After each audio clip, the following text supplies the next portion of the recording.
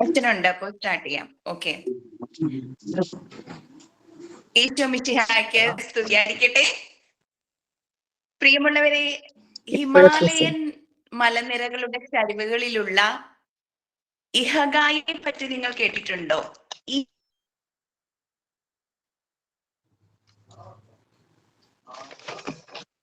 ഇഹഗ അവിടെയുള്ള ചെമ്മരിയാടിന്റെ കുഞ്ഞു കിളികൾ, മനോഹരമായ കളികൾ ഒന്നിനു മേലെ ഒന്നായി അടുക്കി അടുക്കി ഉണ്ടാക്കുന്ന മേലെ ചപ്പുകൾ പാകിയ, ചപ്പ് എന്ന് പറഞ്ഞ മരക്കൊമ്പുകൾ, നമ്മുടെ ചപ്പ് ചവർ എന്ന് പറയുന്നതിലെ ചപ്പുകളില്ലേ, അങ്ങനെയുള്ള ചപ്പുകൾ പാകിയ കുഞ്ഞു കുഞ്ഞു വീടുകൾ പോലുമോ എന്നോ അതിനെ വിളിക്കാമോ എന്ന് എനിക്കറിയില്ല, കുഞ്ഞു കുഞ്ഞു സെറ്റിൽമെന്റുകൾ, അതാണ് ഇഹഗ.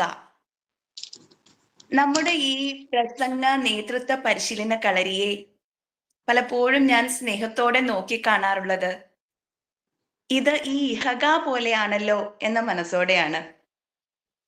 നമ്മുടെ കഴിവുകളാവുന്ന കൊച്ചു കൊച്ചു അസംസ്കൃത വസ്തുക്കൾ അടുക്കി അടുക്കി വെച്ച് നമ്മളൊരു ഭവനം പണിയുകയാണ്.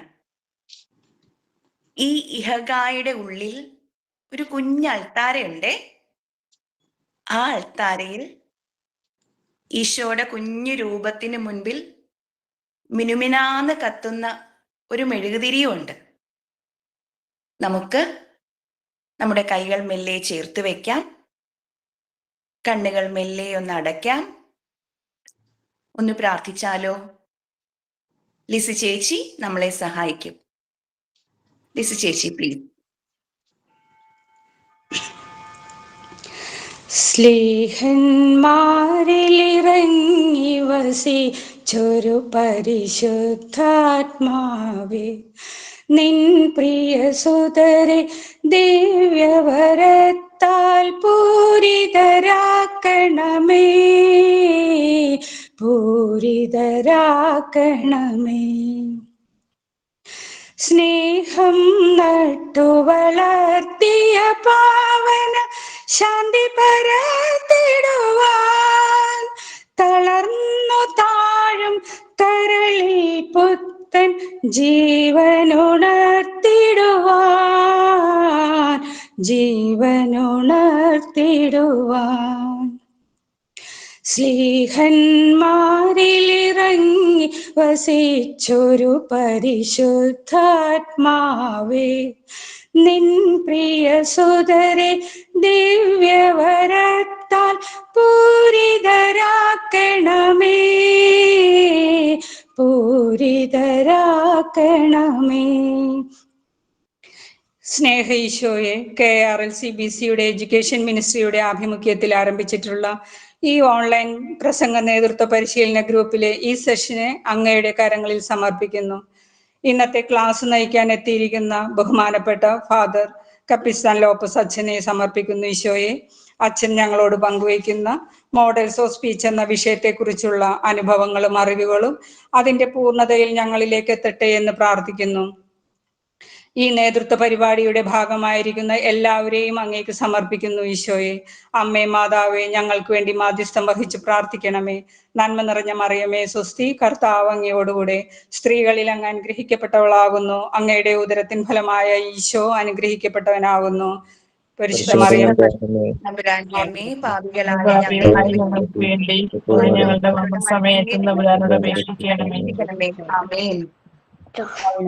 പരിശുദ്ധാത്മാവിനും സ്തുതി, ആദിയിലെ പോലെ ഇപ്പോഴും എപ്പോഴും. താങ്ക് യു ലിസ് ചേച്ചി. അടുത്തതായി ഇഹഗായിൽ ഇന്ന് ഒരുമിച്ച് ചേർന്നിരിക്കുന്ന നമ്മളെല്ലാവരെയും ഔദ്യോഗികമായി സ്വാഗതം ചെയ്യുവാനായി ഷിബി ജോസി നമ്മളോടൊപ്പമുണ്ട്. ഷിബി പ്ലീസ്. എല്ലാവർക്കും നമസ്കാരം. ഇന്ന് നമ്മൾ ഇവിടെ ഒരുമിച്ച് കൂടിയിരിക്കുന്നത് പ്രസംഗ കലയുടെ വളർച്ചയ്ക്കും പരിശീലനത്തിനുമായി സംഘടിപ്പിച്ചിരിക്കുന്ന ഈ മനോഹര പരിപാടിയിൽ പങ്കെടുക്കാനാണ്. ഈ വേദിയിൽ സന്നിഹിതരായിരിക്കുന്ന എല്ലാവരെയും സ്വാഗതം ചെയ്യുക എന്ന കർത്തവ്യമാണ് എന്നിൽ നിക്ഷിപ്തമായിരിക്കുന്നത്. എന്റെ കടമയിലേക്ക് കടക്കട്ടെ. ആദ്യമായി ഇന്നത്തെ ക്ലാസ് നയിക്കുകയും പ്രസംഗ കലയിൽ നമ്മെ വഴി നടത്തുകയും ചെയ്യുന്നത് റവറൻഡ് ഫാദർ കപ്പിസ്ഥാൻ ലോപ്പസ് അച്ഛനാണ്. വരാപ്പുഴ അതിരൂപതയിലെ ചേരാനല്ലൂർ സെന്റ് ജെയിംസ് ദേവാലയത്തിലെ വികാരിയായി പ്രവർത്തിച്ചു വരികയാണ് അച്ഛൻ. അച്ഛനെ കുറിച്ച് പറയുകയാണെങ്കിൽ അച്ഛനൊരു നല്ലൊരു ആർട്ടിസ്റ്റ് ആണ്. ഡീപ്പ് സ്പിരിച്വാലിറ്റിയും പോയിറ്റിക് കമ്മ്യൂണിക്കേഷനുമുള്ള അച്ഛൻ യൂട്യൂബിലൂടെയൊക്കെ സ്പിരിച്വൽ വീഡിയോസ് ഒത്തിരി പേരെ ആകർഷിച്ച ഒരു വൈദികനാണ്. വളരെ എനർജറ്റിക് ആയ അച്ഛനെ സ്നേഹപൂർവം ഈ വേദിയിലേക്ക് സ്വാഗതം ചെയ്യുന്നു. ഈ വലിയ കൂട്ടായ്മയുടെ ഡയറക്ടറും എത്രയും ബഹുമാനപ്പെട്ട ഗ്രിഗറി അച്ഛനെ ആദരവോടെ സ്വാഗതം ചെയ്യുന്നു. അച്ഛന്റെ മാർഗനിർദ്ദേശവും പിന്തുണയുമാണ് ഈ പരിപാടിയുടെ കരുത്ത്. ഈ കൂട്ടായ്മയ്ക്ക് അച്ഛനൊപ്പം ചുക്കാൻ പിടിക്കുന്ന ജെയ്സൺ സാറിനെയും ജൂലിയൻ സാറിനെയും ഈ വേദിയിലേക്ക് ഹൃദയപൂർവ്വം സ്വാഗതം ചെയ്യുന്നു. എല്ലാ കോർഡിനേറ്റേഴ്സിനെയും ആനിമേറ്റർമാരെയും സ്നേഹപൂർവ്വം സ്വാഗതം ചെയ്യുന്നു. പ്രസംഗ നേതൃത്വ പരിശീലന പരിപാടിയിലെ എല്ലാ പഠിതാക്കളെയും ഹാർദവുമായി സ്വാഗതം ചെയ്യുന്നു. ഒരിക്കൽ കൂടി ഏവരെയും ഹാർദവുമായി സ്വാഗതം ചെയ്തുകൊണ്ട് നിർത്തുന്നു. നന്ദി. Thank you Shibi, thank you. കരിയിലകളെ പോലും ചൂട് പിടിപ്പിക്കുന്ന സൂര്യ വെളിച്ചത്തിലേക്ക് നമുക്ക് നമ്മുടെ മനവും മിഴികളും തുറക്കാം. കപ്പിയച്ചനിലേക്ക് we welcome reverend father Capistran Lopez. അച്ഛാ, എല്ലാവർക്കും ഗുഡ് ഈവനിങ്. എന്റെ ശബ്ദം കേൾക്കുന്നുണ്ടല്ലോ അല്ലേ? Yes, perfect. Good evening father. Good evening. ഞാൻ ആദ്യം പറയട്ടെ, ഞാൻ good evening father. Good evening. ഓൺലൈനിൽ വളരെ മോശം ടീച്ചറാണ് ഞാൻ. ഓൺലൈനിൽ അധികം ഇരിക്കാറില്ല, ഈ ഓൺലൈൻ മീറ്റിങ്ങുകളിൽ. കാരണം എന്റെ മുന്നിലിരിക്കുന്ന ഓഡിയൻസിനെ കാണാൻ പറ്റാത്തതുകൊണ്ട്, ഫീഡ്ബാക്ക് കിട്ടാത്തതുകൊണ്ട് നല്ല പ്രയാസമുണ്ട്. പക്ഷേ ജെയ്സൺ ഭയങ്കരമായിട്ട് നിർബന്ധിച്ചുകൊണ്ട് മാത്രമാണ് ഞാൻ ഗസ്റ്റ് ആയിട്ട് വരാൻ പറഞ്ഞുകൊണ്ട് വന്നതാണ്. വിഷയത്തില് മോഡൽസ് ഓഫ് സ്പീച്ച് ആണ്. മോഡൽസിനെ കുറിച്ച് എനിക്ക് വലിയ ധാരണയില്ല, പക്ഷെ ഞാൻ എൻ്റെ മോഡൽ പറയാമെന്ന് വിചാരിച്ചു. അപ്പൊ അതിനെക്കുറിച്ച് കുറച്ച് പറയാൻ, ബാക്കിയുള്ള നിങ്ങൾ ചോദിച്ചാൽ മതി. ഞാൻ ഫോളോ ചെയ്തൊരു മോഡലുണ്ട്, ആ മോഡലിനെ കുറിച്ചാണ് ഞാൻ സംസാരിക്കുന്നത്. തുടങ്ങിക്കോട്ടെ ഞാൻ. അച്ഛന് ഞങ്ങളെ കാണാമോ? ഞങ്ങളുടെ വീഡിയോ കാണാമോ? ജിഷയെ എനിക്ക് തന്നെ നന്നായിട്ട് കാണാൻ പറ്റും, ജെയ്സനെയും കാണാൻ പറ്റുന്നുണ്ട്. എനിക്ക് പരിചയമുള്ള അല്ല, നിർബന്ധമില്ല. ഞാൻ നിങ്ങളില്ല എന്ന് പറഞ്ഞ് ഞാൻ സംസാരിക്കാൻ പോയാണ്. No problem. നിങ്ങൾ നിങ്ങളുടെ ഇത് ഓൺ ചെയ്യണം നിർബന്ധമില്ല. ഞാൻ നിങ്ങൾ അവിടെ ഉണ്ട് എന്ന് ധാരണയിൽ ഞാൻ സംസാരിക്കും. ഫൈൻ. Words are powerful. നമുക്ക് വാക്കുകൾ വളരെ പ്രധാനപ്പെട്ടാന്നറിയാം. അപ്പൊ ഞാൻ നിങ്ങൾക്ക് പരിചയമുള്ളൊരു കഥ വീണ്ടും ഓർമ്മിപ്പിക്കുകയാണ്. ഒരു വഴിയിൽ ഒരു ബ്ലൈൻഡ് ആയിട്ടുള്ള ആൾ ഇരിക്കുന്നുണ്ട്. അയാൾ എഴുതി വെച്ചിരിക്കുന്നത് I M blind, please help me.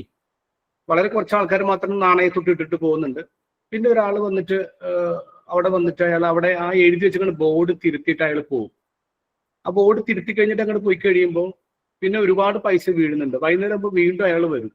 അയാൾ വരുമ്പോൾ അയാളുടെ കാലടി ശബ്ദം ഈ ബ്ലൈൻഡ് ആൾ കേൾക്കുന്നുണ്ട്. അയാൾക്ക് മനസ്സിലായി ഇയാളാണ് രാവിലെ വന്ന് എന്തോ ചെയ്തിട്ട് പോയെന്ന്. അപ്പൊ അയാൾ ചോദിക്കുന്നുണ്ട്, നിങ്ങൾ എന്താ ചെയ്തേ, എന്ത് മാജിക്കാ ചെയ്തത്, നിങ്ങൾ പോയി കഴിഞ്ഞിട്ട് കളക്ഷൻ കൂടിയല്ലോ എന്ന് പറഞ്ഞു. അപ്പൊ അയാൾ പറഞ്ഞു, ഞാൻ ആ ബോർഡൊന്ന് തിരുത്തി എഴുതി, same thing but in different words എന്ന് പറഞ്ഞു. അയാൾ അങ്ങോട്ട് തിരിച്ചു പോകുമ്പോൾ അതിൻ്റെ അകത്ത് എഴുതിയിരിക്കുന്നത് ഇങ്ങനെയാണ്: today is a beautiful day, I cannot see it. Today is a beautiful day, I cannot see it. Words are powerful. Words മാറുമ്പോൾ ഒരാശയം തന്നെ എങ്ങനെയാണ് മാജിക് ഉണ്ടാക്കുന്നത് പറയാം. അതുകൊണ്ട് വേർഡ്സ് നമ്മൾ പിക്ക് ചെയ്യുമ്പോൾ വളരെ കെയർഫുൾ ആയിരിക്കണം, വളരെ സൂക്ഷിച്ചോണം. ഒരുപാട് വൊക്കാബുലറി നമുക്ക് വേണ്ട, പക്ഷെ ഉപയോഗിക്കുന്ന വാക്കുകൾ ആൾക്കാരുടെ ഉള്ളിലോട്ട് കയറുന്നുണ്ടോ എന്നുള്ളതാണ്. അപ്പൊ വേർഡ്സ് ആർ പവർഫുൾ. ഇതിൽ തന്നെ നമ്മൾ ചിന്തിക്കേണ്ടത്, ഈ വേർഡ്സ് അബ്സ്ട്രാക്ട് നൗൺസ് ഉണ്ട്, പിന്നെ കോൺക്രീറ്റ് നൗൺസ് ഉണ്ട്. അബ്സ്ട്രാക്ട് എന്ന് പറഞ്ഞാൽ നമുക്ക് കാണാൻ പറ്റാത്ത, that is not tangible. For example, love, അനുകമ്പ, കരുണ, സ്നേഹം, ഇതൊക്കെ നമുക്ക് കാണാൻ പറ്റാത്തതാണ്. ഇതാണ് അബ്സ്ട്രാക്ട് നൗൺസ് അല്ലെങ്കിൽ അബ്സ്ട്രാക്ട് ടേംസ് എന്ന് പറയാം. പിന്നെ ഉള്ളത് കോൺക്രീറ്റ് ടേംസ് ആണ്. കോൺക്രീറ്റ് ടേംസ് എന്ന് പറഞ്ഞാൽ നമുക്ക് തൊടാൻ പറ്റുന്നത്, കമ്പ്യൂട്ടർ, ഫാൻ, കസേര, ഇതുപോലെ നമുക്ക് കാണാനും തൊടാനും അനുഭവിക്കാനും സ്മെല് ചെയ്യാനും പറ്റുന്ന സാധനങ്ങൾ നമ്മൾ പറയുന്നതാണ് കോൺക്രീറ്റ് എന്ന് പറയുന്നത്. പൊതുവെ നമ്മുടെ പ്രസംഗത്തിന്റെ, പ്രത്യേകിച്ച് ഒരു ചേർച്ചി ആയിട്ടുള്ള പള്ളി പ്രസംഗങ്ങൾ എന്ന് പറയുമ്പോൾ അവിടെ സംഭവിക്കുന്നത്, സാധാരണ ഞങ്ങൾ അച്ഛന്മാർ കൂടുതൽ ഉപയോഗിക്കുന്നത് അബ്സ്ട്രാക്ട് ടേംസ് ആയിരിക്കും. സ്നേഹം ഉണ്ടാവണം, കരുണ ഉണ്ടാവണം, കുറേയും കൂടി നമ്മൾ കരുണ കാണിക്കണം, അനുകമ്പ ഉണ്ടാവണം എന്നൊക്കെ പറയുമ്പോൾ അത് ആളുകൾ കാണാൻ പറ്റാത്തത് കൊണ്ട് തന്നെ ആൾക്കാർക്ക് അതിൽ എത്താൻ പറ്റില്ല. So it will become boring, അത് മൊണോട്ടണസ് ആയി പോകും. അപ്പൊ അതുകൊണ്ട് നമ്മൾ പ്രസംഗിക്കുമ്പോൾ വേർഡ്സ് പിക്ക് ചെയ്യുമ്പോൾ കോൺക്രീറ്റ് ടേംസ് ഉപയോഗിക്കാൻ നോക്കുക. വെറുതെ ഒരു കസേര എന്ന് പറയുന്നതിന് പകരം ഞാൻ പറയാണ് ഒരു ചുവന്ന പ്ലാസ്റ്റിക് കൈയുള്ള കസേര, അല്ലെങ്കിൽ ഒരു തുണിയുടെ ചാരു കസേര, അല്ലെങ്കിൽ ഒരു മരത്തിന്റെ കൈയുള്ള കസേര. നമ്മൾ കളറും അതൊക്കെ സ്പെസിഫിക് ആയിട്ട് പറയുമ്പോൾ ആളുകളുടെ ഉള്ളിൽ നമുക്കത് വരക്കാൻ പറ്റും എന്നുള്ളതാണ്. അതിപ്പോ ജിഷ ഇൻട്രൊഡക്ഷൻ പറഞ്ഞപ്പോ ജിഷ കൃത്യമായിട്ട് വരക്കായിരുന്നു. ചപ്പ്, ചവർ ഇതൊക്കെ പറയുമ്പോൾ തന്നെ നമ്മുടെ തലയിൽ ആ സാധനങ്ങൾ വരും. ആ മല, ഹിമാലയ കുന്നുകൾ, ഇതെല്ലാം വരുന്ന അതാണ് വാക്കുകൾ കൊണ്ട് വരക്കാന്ന് പറഞ്ഞാൽ. അപ്പൊ ആൾക്കാർ ശ്രദ്ധിച്ചിരിക്കും, ബിക്കോസ് വാക്കുകൾ കൊണ്ട് വരക്കാൻ പറ്റണം. അപ്പൊ അങ്ങനത്തെ വാക്കുകൾ ഉപയോഗിക്കുമ്പോൾ നമുക്ക് ആൾക്കാരുടെ ചെവിയിൽ സംസാരിക്കാൻ അതുവഴി ഉള്ളിലേക്ക് കയറാൻ പറ്റും. So words are important, first തന്നെ. രണ്ടാമത്തത്, നമ്മൾ കമ്മ്യൂണിക്കേഷനിൽ നമ്മൾ വേർഡ്സ് ആർ ഇമ്പോർട്ടന്റ് എന്ന് പറയുമ്പോൾ കമ്മ്യൂണിക്കേഷന്റെ ടെക്നോളജി, ഐ മീൻ ആ തിയറി എടുക്കുമ്പോൾ വേർഡ്സിന് എത്രമാത്രം പ്രാധാന്യമുണ്ട്? It's only 7%. 100-ൽ 7% മാത്രമാണ് വേർഡ്സിന്റെ സ്ഥാനം. അപ്പൊ ബാക്കി 97% എന്തിനാ ഉള്ളത്? നമ്മൾ വിചാരിക്കും വാക്കുകളാണ് ഏറ്റവും വാക്കുകൾ പ്രധാനപ്പെട്ടതാണ്, പക്ഷെ അത് 7% മാത്രമേ കമ്മ്യൂണിക്കേഷനിൽ പ്രാധാന്യമുള്ളൂ. അപ്പൊ ബാക്കി 38% എന്ന് പറയുന്നത് ഇറ്റ് ഈസ് പാരാലിംഗ്വിസ്റ്റിക് എന്ന് പറഞ്ഞാൽ എബവ് ലാംഗ്വേജ്. പാരാലിംഗ്വിസ്റ്റിക് നമുക്ക് ഇങ്ങനെ ഡിവൈഡ് ചെയ്യാം. ഇപ്പൊ ഞാൻ ആ വേർഡ്സ് 7% എന്ന് പറയുമ്പോൾ എന്തുകൊണ്ടാണ് ഞാൻ അങ്ങനെ പറഞ്ഞു പറയും? വേർഡ്സ് ആർ ഓൺലി ലേബിൾസ് എന്ന് പറയാം. Words are only labels. Listeners put their own interpretation. കേൾക്കുന്നവരാണ് ആ വാക്കുകൾക്ക് ഇന്റർപ്രിട്ടേഷൻ. അത് പറയുന്നവന് ഉണ്ടാവുന്ന കൊണോട്ടേഷനോ അല്ലെങ്കിൽ അതിന്റെ ഇന്റർപ്രിട്ടേഷനോ അല്ല കേൾക്കുന്നവന് ആ ലാംഗ്വേജ്, ആ വേർഡ് വേറൊരു കാര്യമായിരിക്കും അവന് കണക്ട് ചെയ്യുന്നത്. അപ്പൊ അവർ ആ ചിന്തയിലേക്ക് പോകും. അതുകൊണ്ടാണ് വേർഡ്സ് കൊണ്ട് നമുക്ക് പരിപൂർണമായിട്ട് മനസ്സിലെടുക്കാൻ പറ്റത്തില്ല. ഞാൻ പറയുന്ന വാക്ക് എന്റെ മെമ്മറിയിലുള്ളതായിരിക്കില്ല, എന്റെ എക്സ്പീരിയൻസ് ആയിരിക്കില്ല കേൾക്കുന്നവനുള്ളത്. അതുകൊണ്ട് ഇറ്റ് ഇസ് ജസ്റ്റ് ലേബിൾസ് ആണ്. ലിസണേഴ്സ് ആണ് അതിന് മീനിങ്ങും ഇന്റർപ്രിട്ടേഷനും കൊടുക്കുന്നത് എന്നുള്ളതാണ്. അതുകൊണ്ട് 7% മാത്രം വേർഡ്സ് ഉള്ളൂ.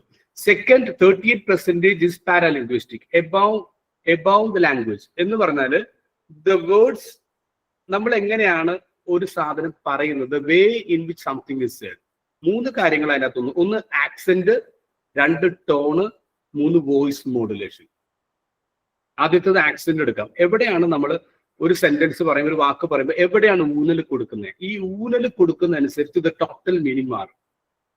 ഒരു എക്സാമ്പിൾ പറയുകയാണെങ്കിൽ, ഒരു 6-7 വർഷം മുമ്പ് JT പാക്കിൽ ഒരു നാടകമേള നടക്കുന്നത്, 10 ദിവസത്തെ കണ്ടിന്യൂസ് നാടകം. എല്ലാ ദിവസവും നാടകത്തിന് പോയപ്പോൾ പിറ്റേ ദിവസം ഒരു ദിവസം പോയപ്പോഴേക്കും പിറ്റേ ദിവസം നാടകം എഴുതി, ഇതൊരു കുരങ്ങന്റെ കഥയല്ല, ഇതൊരു കുരങ്ങന്റെ കഥയല്ല എന്നാണ് എഴുതി വെച്ചിരിക്കുന്നത്.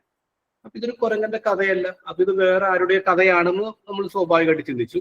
പിറ്റേ ദിവസത്തെ നാടകത്തിന് പോയപ്പോഴേക്കും ഈ നാടകത്തിന് ഡയറക്ടർ കുളനൂർ സാറ് തന്നെ വന്നിട്ട് ആണ് ഈ നാടകത്തിന്റെ പേര് പറയുന്നത്. അതേ പേര് പറഞ്ഞ എങ്ങനെയാണ്? ഇത് ഒരു കുരങ്ങന്റെ കഥയല്ല, ഒരു കുരങ്ങന്റെ കഥയല്ല. ആക്സെന്റ് എവിടെയാണ്? ഒരു കുരങ്ങന്റെ കഥയല്ല എന്ന് പറയുമ്പോൾ ടോട്ടൽ മീനിങ് മാറി. ഇത് ഒരുപാട് കുരങ്ങന്മാരുടെ കഥയാണ്. ഞാനിത് ഒരു കുരങ്ങന്റെ കഥയില്ല എന്ന് പറയുമ്പോൾ ഇത് വേറെ ആരുടെ കഥയാന്ന് വിചാരിക്കുന്നത്. പക്ഷെ ഇത് ഒരു കുരങ്ങന്റെ കഥയില്ലെന്ന് പറയുമ്പോൾ ടോട്ടൽ മീനിങ് ചേഞ്ച്. ഇതാണ് ആക്സെന്റ് എന്ന് പറഞ്ഞത്. ഊന്നൽ. നമ്മളൊരു സാധനം പറയുമ്പോൾ എവിടെയാണ് ഊന്നൽ കൊടുക്കുന്നത്? ശരിക്കും സൈക്കോളജിസ്റ്റ് പറയും നമ്മുടെ സംസാരത്തിൽ നിന്ന് മാത്രം ഒരാളുടെ സൈക്കോളജി പുറത്തെടുക്കാൻ പറ്റും. അയാൾ എവിടെയാണ് ഊന്നൽ കൊടുക്കുന്നത്? ഈ get out of my class. My class എന്ന് പറഞ്ഞാൽ ഞാൻ സെൽഫിഷ്. എന്റെ ക്ലാസ്. യു എന്ന് പറയുമ്പോൾ അങ്ങനെ നമുക്ക് ഓരോരുത്തർ ആക്സെന്റ് വെച്ചിട്ട് നമുക്ക് മുറിച്ച് എടുക്കാൻ പറ്റും എന്ന് പറഞ്ഞ ഒരാളുടെ സ്വഭാവം. അപ്പൊ അതാണ് ആക്സെന്റ് എന്ന് പറഞ്ഞത്. സെക്കൻഡ് തിങ് ഈസ് ദാറ്റ് നമ്മുടെ ടോൺ ആണ്. ഏത് ടോണിലാണ് നമ്മൾ സംസാരിക്കുന്നത്? വാക്കുകൾ അറിയാം. ഇപ്പൊ ഒരാൾ ചോദിക്കണേ, എടാ പാട്ട് എങ്ങനെ ഉണ്ടായിരുന്നു? ഓ, പാട്ട് അടിപൊളിയായിരുന്നു. ഈ ടോൺ വേറെയാണ്, അടിപൊളിയായിരുന്നു. അപ്പോ ഈ ടോണ് വാക്കുകൾ ചെയ്യുമായിരിക്കും. പ്രത്യേകിച്ച് മലയാളികളാണ് ഈ ടോൺ ഉപയോഗിക്കാൻ ഭയങ്കര മിടുക്കന്മാർ. കറക്റ്റ് ഭാഷ പറയും, പക്ഷെ ടോണിൽ കംപ്ലീറ്റ് മീനിങ് പോകും. നന്നായിരിക്കുന്നു എന്നുള്ളതിനെ നന്നായിരിക്കുന്നു, അങ്ങനെ പല ടോണിൽ നമ്മൾക്ക് ഉപയോഗിക്കാം. ടോൺ പാരാലിംഗ്വിസ്റ്റിൽ ഒരു സാധനമാണ് ടോൺ. എങ്ങനെയാണ് നമ്മുടെ പ്രസംഗത്തിന്റെ ടോൺ? ഈ മൂന്നാമത്തെ കാര്യമാണ് വോയിസ് മോഡുലേഷൻ. നിങ്ങൾക്ക് അറിയാവുന്ന കാര്യങ്ങളാണ് വോയിസ് മോഡുലേഷൻ. നമ്മൾ കയറ്റിറക്കൊക്കെ ചെയ്യുന്ന രീതികൾ. നമ്മൾ ഓഡിയൻസിനെ കണ്ടിട്ട് വേണം, അല്ലെങ്കിൽ ആ പർട്ടിക്കുലർ സിറ്റുവേഷൻ വെച്ചിട്ട് വേണം നമ്മുടെ വോയിസ് മോഡുലേറ്റ് ചെയ്യാൻ വേണ്ടി. നമുക്കിപ്പോ ഒരു വലിയൊരു ഓഡിയൻസ് ആണ്, പബ്ലിക്, ഒരു വലിയൊരു പറമ്പിൽ നമുക്ക് കണ്ടെത്താത്ത ദൂരത്തിൽ ഇൻഫിനിറ്റി ആയിട്ട് ഇരിക്കുന്ന ആൾക്കാരുടെ മുന്നിൽ നമ്മൾ വളരെ സോഫ്റ്റ് ആയിട്ട് സംസാരിച്ചിട്ട് കാര്യമില്ല. നമ്മൾ അവരിലേക്ക് റീച്ച് ചെയ്യണമെങ്കിൽ വേർഡ്സ് എടുക്കുന്നതും നമ്മുടെ ടോണും ഒക്കെ നമ്മൾ ഇച്ചിരിയും കൂടി ഉച്ചത്തിൽ വേണം, ഇത്തിരിയും കൂടി കയറി വരണം. പക്ഷെ ഞങ്ങൾ പള്ളിയിൽ പ്രസംഗിക്കുമ്പോൾ അത് ഹോമിലി എന്ന് പറയാം. അവിടെ ഇരിക്കുന്ന ആൾക്കാരുടെ ചെവിയിൽ പറയണമെന്ന് പറയാം. അപ്പോ നമ്മൾക്ക് വളരെ സമാധാനമായിട്ട് ഈ റേഡിയോ ഒക്കെ പഠിച്ചപ്പോൾ പറഞ്ഞ റൈറ്റിംഗ് ഫോർ ദി ഇയർ എന്നാണ്. നമ്മൾ ചെവിക്ക് വേണ്ടി എഴുതുകയാണ്. 1-to-1 കോൺവെർസേഷൻ ആണ്. നമുക്ക് അങ്ങനെ സംസാരിക്കാം. Voice modulation. ഞാനിപ്പോൾ ഒരു ഫ്യൂണറിൽ സംസാരിക്കുമ്പോൾ എൻ്റെ വോയിസ് മോഡുലേഷൻ വേറെ ആയിരിക്കും. ഞാനൊരു ജൂബിലി സെലിബ്രേഷൻ സംസാരിക്കുമ്പോൾ ആ ജൂബിലിന്റെ വാക്കുകളുടെ സെലക്ഷൻ പോലും, ടോൺ മോഡുലേഷൻ പോലും ഡിഫറെന്റ് ആവും. ഈ വോയിസ് മോഡുലേഷൻ ഡിഫറെന്റ് ആവും. വോയിസ് മോഡുലേഷൻ വളരെ പ്രധാനപ്പെട്ടാണ്. ഞങ്ങൾ മലയാളം പഠിപ്പിച്ച മണവാളൻ, പോൾ മണവാളൻ അച്ഛൻ പറയുന്ന ഒരു കാര്യം ഇപ്പോഴും ഓർക്കുന്നുണ്ട്. അദ്ദേഹം പറയുന്നത്, നമ്മൾ എന്തിനാണ് ആൾക്കാരുടെ കാതിലേക്ക് തുളച്ചു കയറുന്നത്? ആളുകള് നമ്മളുടെ പ്രസംഗം കേൾക്കേണ്ടത് വളരെ ഇങ്ങനെ ഇരുന്ന് കേൾക്കണം. എന്ന് വെച്ചാൽ ഇങ്ങനെ കാത് കൂർപ്പിക്കണം. അതൊന്നും ഒച്ചപ്പാടുണ്ടാക്കണ്ട. പല പ്രസംഗങ്ങൾ ആൾക്കാർ കേൾക്കുന്നത് ഇങ്ങനെ ഇരുന്നാണ്. എന്ന് വെച്ചാൽ അയാൾ ആക്രമിക്കണം. നമ്മൾ ആക്രമിക്കേണ്ട കാര്യമില്ലേ, ഭയങ്കര സൗണ്ട് സിസ്റ്റം ഒക്കെ ഉണ്ട്. പക്ഷെ നമ്മൾ ആൾക്കാരുടെ ചെവി പറയുമ്പോൾ ആൾക്കാർ ഇങ്ങനെ കാത് കൂർപ്പിച്ചിരിക്കണം എന്ന് പറഞ്ഞു. അതുകൊണ്ട് നമ്മൾ പ്രധാനമായിട്ട് ശ്രദ്ധിക്കേണ്ടത് നമ്മുടെ വോയിസ് മോഡുലേഷനിലേക്ക് ആൾക്കാരെ കൊണ്ടുവരാൻ ശ്രമിക്കുക. ഇതാണ് 38% പാരലിംഗ്വിസ്റ്റിലേക്ക് വരുന്നത്. And another 55% it is body language. 55% എന്ന് പറയുന്നത് ബോഡി ലാംഗ്വേജ് ആണ്. നിങ്ങൾ ഓർക്കണം, 100%-ൽ 55% ബോഡി ലാംഗ്വേജ് ആണ്. അത് വാക്കുകളോ അല്ല. നമ്മളൊരു കാര്യം പ്രസന്റ് ചെയ്യുമ്പോൾ how the listeners look like, അയാൾ എങ്ങനെയാണ്, what A speaker looks like while delivering A message effects the listeners understanding most എന്ന് പറയുന്നത്. ഞാനൊരു കാര്യത്തെക്കുറിച്ച് സംസാരിക്കുമ്പോൾ കേൾക്കുന്നവർക്ക് ഇവനത് കോൺഫിഡന്റ് ആണ്, ഇവ പറയുന്ന കാര്യങ്ങൾ സത്യമാണ് എന്ന് അയാൾക്ക് തോന്നുന്ന രീതിയിലായിരിക്കണം എൻ്റെ ബോഡി ലാംഗ്വേജ്. ഞാൻ ഇത്തിരി ബലമില്ലാതെ, അത്ര ഉറപ്പില്ലാതെ സംസാരിക്കണം, ബോഡിയിൽ കാണാൻ പറ്റും. അപ്പൊ ഞാൻ സംസാരിക്കുന്നത് ഒരു ഗുണമില്ല. ഞാൻ നല്ല വാക്കുകൾ എഴുതി കൊണ്ടുവന്നിട്ടുണ്ട്, പക്ഷെ ഇത് വേ ഐ പ്രസന്റ്, ഞാൻ എങ്ങനെയാണ് കോൺഫിഡൻസോടെ സംസാരിക്കുന്നത്, അത് ആൾക്കാരെ ഭയങ്കര സ്വാധീനിക്കുന്നത്. 55% എന്ന് പറയുന്നത് അത് ബോഡി ലാംഗ്വേജ് ആണ്. നമ്മളിങ്ങനെ സമ്മപ്പ് ചെയ്യുമ്പോൾ ചിന്തിക്കേണ്ടത്, നമുക്കൊരു ഒരു കണ്ടന്റ് ഉണ്ടെന്ന് ചോദിക്കുക, ഒരു കാര്യത്തെക്കുറിച്ച് കണ്ടന്റ് ഉണ്ട്. പക്ഷെ അതിനേക്കാളൊക്കെ പ്രധാനപ്പെട്ടതാണ് നമ്മൾ ആ കാര്യം എങ്ങനെയാണ് ആൾക്കാരിലേക്ക് എത്തിക്കുന്നത് എന്നുള്ളത്. വളരെ ചെറിയ കാര്യമായിരിക്കാം, പക്ഷെ അത് പല രീതിയിൽ ഭയങ്കര പാണ്ഡിത്യം ഉണ്ടെന്ന് പറഞ്ഞിട്ട് കാര്യമില്ല. കമ്മ്യൂണിക്കേഷൻ എന്ന് പറഞ്ഞ ആർട്ടാണല്ലോ. അതാണ് സുകുമാരടിക്കൊണ്ടുള്ള പ്രഭാഷണ കലയാണ്. It's an art. അപ്പൊ അത് ആർട്ടായിട്ട് തന്നെ നമ്മൾ അതിനെ പ്രസന്റ് ചെയ്യണം. ഓരോ ഓഡിയൻസിന്റെ അവിടുത്തെ സിറ്റുവേഷൻ, അന്ന് നടന്ന ചില സംഭവങ്ങൾ, ഇതൊക്കെ വെച്ചിട്ട് വേണം നമ്മൾ കുറെയൊക്കെ ആൾക്കാരോട് കമ്മ്യൂണിക്കേറ്റ് ചെയ്യാൻ. ഇതിന്റെ അകത്ത് കമ്മ്യൂണിക്കേഷൻ എന്ന സംസ്കൃതത്തിലുള്ള വാക്ക് സാധാരണക്കാരനാണ്. മലയാളം പറയുമ്പോൾ സാധാരണക്കാരൻ എന്ന് പറയുന്നത് നമ്മൾ ചിന്തിക്കേണ്ടത്, ഓഡിയൻസ് നമ്മുടെ മുന്നിലിരിക്കുന്ന ആൾക്കാരുമായിട്ട് നമ്മൾ ഒരുപോലെയാണ്. എൻ്റെ കയ്യിൽ ഒരു ബോൾ ഉണ്ട്, ഇതെന്റെ കയ്യിലിരുന്നത് എൻ്റെ കയ്യിലാണ്. പക്ഷെ ഞാൻ ആ ബോൾ എൻ്റെ ഓഡിയൻസിലേക്ക് ഇടുമ്പോൾ അത് എൻ്റെ ഓഡിയൻസിന്റെ കയ്യിലാവും. അതാണ് നമ്മൾ പറയുന്നത് കമ്മിങ് ടുഗദർ, അല്ലെങ്കിൽ ടു മേക്ക് തിങ്സ് കോമൺ എന്ന് പറയാം. To make things common, that is communication. ഒരു കാര്യത്തെ നമ്മൾ കോമൺ ആക്കുക, എൻ്റെ നിന്റെയും.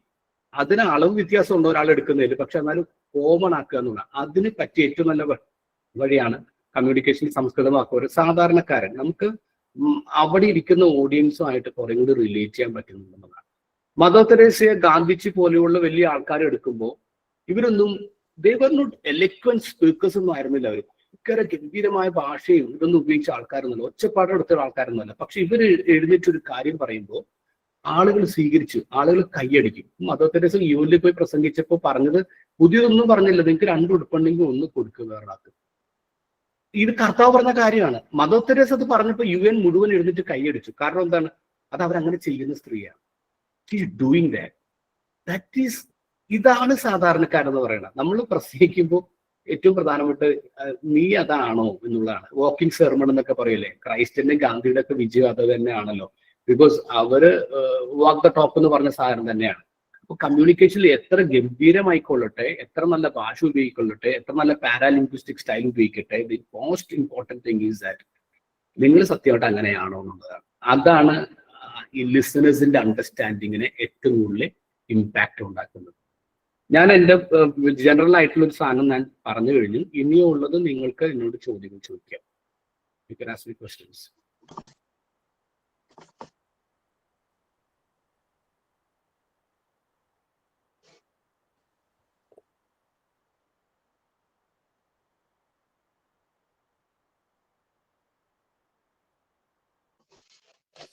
പ്രസംഗത്തിന്റെ വിവിധ മോഡൽസിനെ പറ്റി ഉള്ള ഈ ഒരു സെഷനിൽ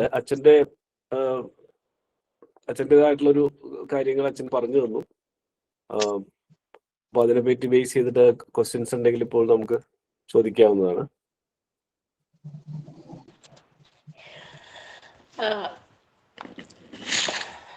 അച്ഛാ, ഈ ബോഡി ലാംഗ്വേജിനെ കുറിച്ച് പറഞ്ഞിരുന്നല്ലോ. അപ്പൊ അതിനെ കുറിച്ച് എങ്ങനെയാണ് ബോഡി ലാംഗ്വേജ് നമുക്ക് മെച്ചപ്പെടുത്താൻ കഴിയുന്നത് എന്നുള്ളതിനെ കുറിച്ചൊരു ചെറിയൊരു വിവരണം തരാൻ കഴിയുമോ?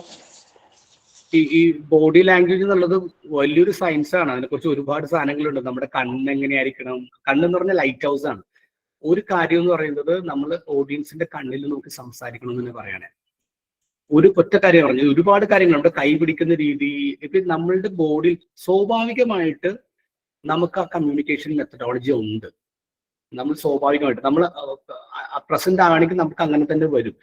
ഈ ചിലവരത് ഉണ്ടാക്കിയെടുക്കാൻ ശ്രമിക്കുക. ഉണ്ടാക്കിയെടുക്കുന്നത് ഭയങ്കര ബുദ്ധിമുട്ടാണെന്നുള്ളതാണ്. അപ്പൊ ഇത് ശരിക്കും പറഞ്ഞ ഒരു വലിയ സെഷനാണ്. ബോഡിയിൽ എങ്ങനെയാണ് കൈ പിടിക്കേണ്ടത്, എങ്ങനെയാണ് സംസാരിക്കേണ്ടത്, കണ്ണെങ്ങനെയാണ് പോകുന്നത്. ഇത് ഒറ്റ ഒരു ഉത്തരമായിട്ട് എനിക്ക് തരാൻ പറ്റത്തില്ല. ആ ഒരു സെഷൻ വലിയ സെഷൻ തന്നെയാണത്, ബോഡി ലാംഗ്വേജ് എന്ന് പറഞ്ഞാൽ.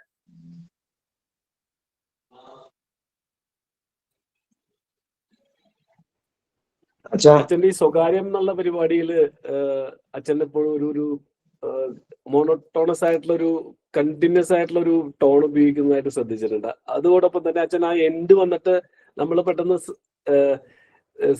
ഇത് സ്റ്റോപ്പ് ആകുമോ എന്ന് സംശയിക്കുന്ന സമയത്ത് ആവുന്നില്ല, വേറെ സമയത്ത് അച്ഛൻ സ്റ്റോപ്പ് ചെയ്യുന്നു. അതിലെന്തെങ്കിലും പ്രത്യേകിച്ച് അച്ഛൻ എന്തെങ്കിലും ഒരു മെത്തഡോളജി ഉപയോഗിക്കുന്നുണ്ടോ അതിന്?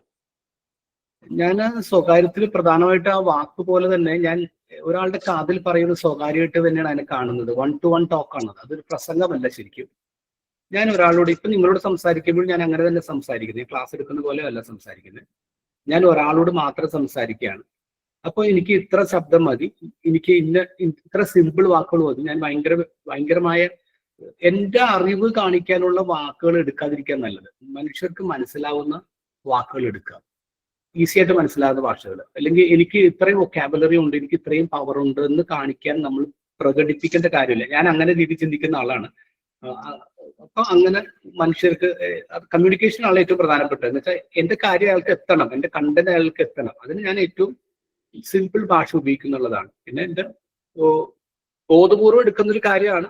മറ്റു പ്രസംഗങ്ങളെ പോലെയല്ല, ഒരു ഡിഫറെന്റ് ആയിട്ടുള്ള ടോൺ ആയിരിക്കും, ഡിഫറെന്റ് ആയിട്ടുള്ള സംസാര രീതി ആയിരിക്കും. ഒരു കൺവെൻഷണൽ മെത്തഡോളജി ഞാൻ ബോധപൂർവ്വം ബ്രേക്ക് ചെയ്യും. ഫോർ എക്സാമ്പിൾ, ഇന്നിപ്പോ സ്വാഗതം പറഞ്ഞ ആള് കൺവെൻഷണൽ മെത്തഡോളജിയാണ് എടുത്ത് എന്നിൽ നിക്ഷിപ്തമായിരിക്കുന്ന കടമ. ഇത് നമ്മൾ വർഷങ്ങളോളം കേട്ടുകൊണ്ടിരിക്കുകയാണ്. നമ്മൾക്ക് അത് റിപ്പീറ്റേഷൻ ആണ്, അത് മൊണോട്ടണസ് ആണ്. നമുക്കത് ബ്രേക്ക് ചെയ്യാം. ഞാനിപ്പോ നിങ്ങളോട് വന്നിട്ട് ഒരു മൊണോട്ടണസ് തുടങ്ങല്ലേ പറഞ്ഞു. ഒരു മോശം ടീച്ചറാണ് ഓൺലൈനിൽ എന്ന് പറഞ്ഞാൽ ഞാൻ കയറിയത്. അത് അഭിസംബോധന ഒന്നും വന്നില്ല എന്നുള്ളതാണ് അവിടെ. ഈ അഭിസംബോധനകളൊക്കെ ചില സമയത്ത് വേണം, പക്ഷെ ചില സമയത്ത് അതിന്റെ ആവശ്യമില്ല. ഈ സ്വാഗത പ്രസംഗം പ്രത്യേകിച്ച് അവർക്ക് കുറച്ച് കാര്യങ്ങൾ പറഞ്ഞു. ഇനി ഞാൻ എന്റെ കടമയിലേക്ക് കടക്കട്ടെ. പുള്ളിയുടെ കടമ സ്വാഗതം പറയാന്നുള്ളതാണ്, എന്റെ കടക്കേണ്ട കാര്യമില്ലല്ലോ. അപ്പൊ നമ്മൾ അങ്ങനെ വെച്ചിട്ടുള്ള കുറെ സാധനങ്ങളുണ്ട്. കൺവെൻഷനാണ്, എത്രയും വർഷങ്ങളായിട്ട് നമ്മൾ കൊണ്ടുപോകണാണ്. Let us break that. അത് ബ്രേക്ക് ചെയ്യുന്നത് തന്നെയാണ് പ്രസംഗം. അത് അപ്പോൾ തന്നെയാണ് ക്രിയേറ്റിവിറ്റി എന്ന് പറയുന്നത്.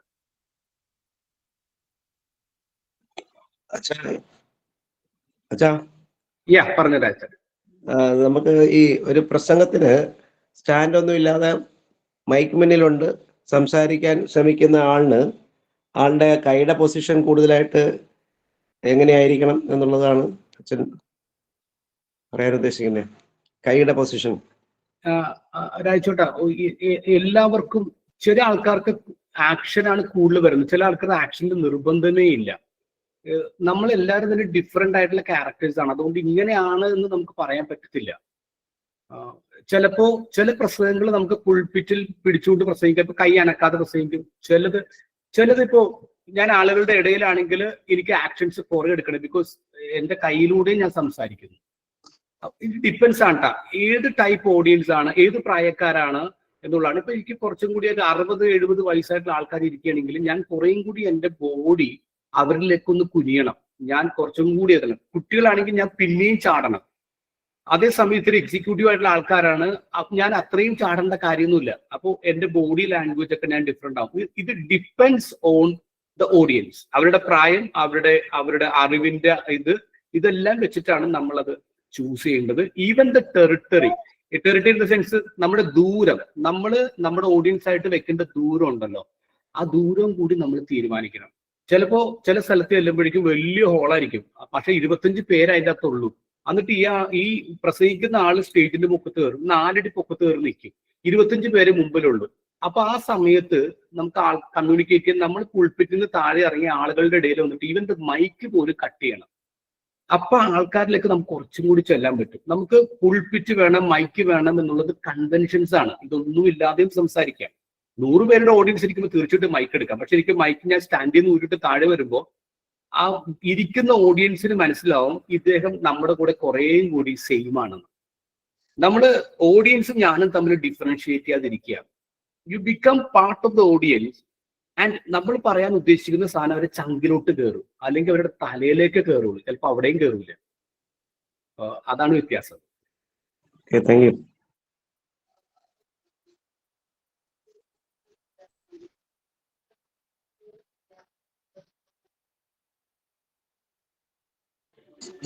Jason sir മ്യൂട്ടാണ്.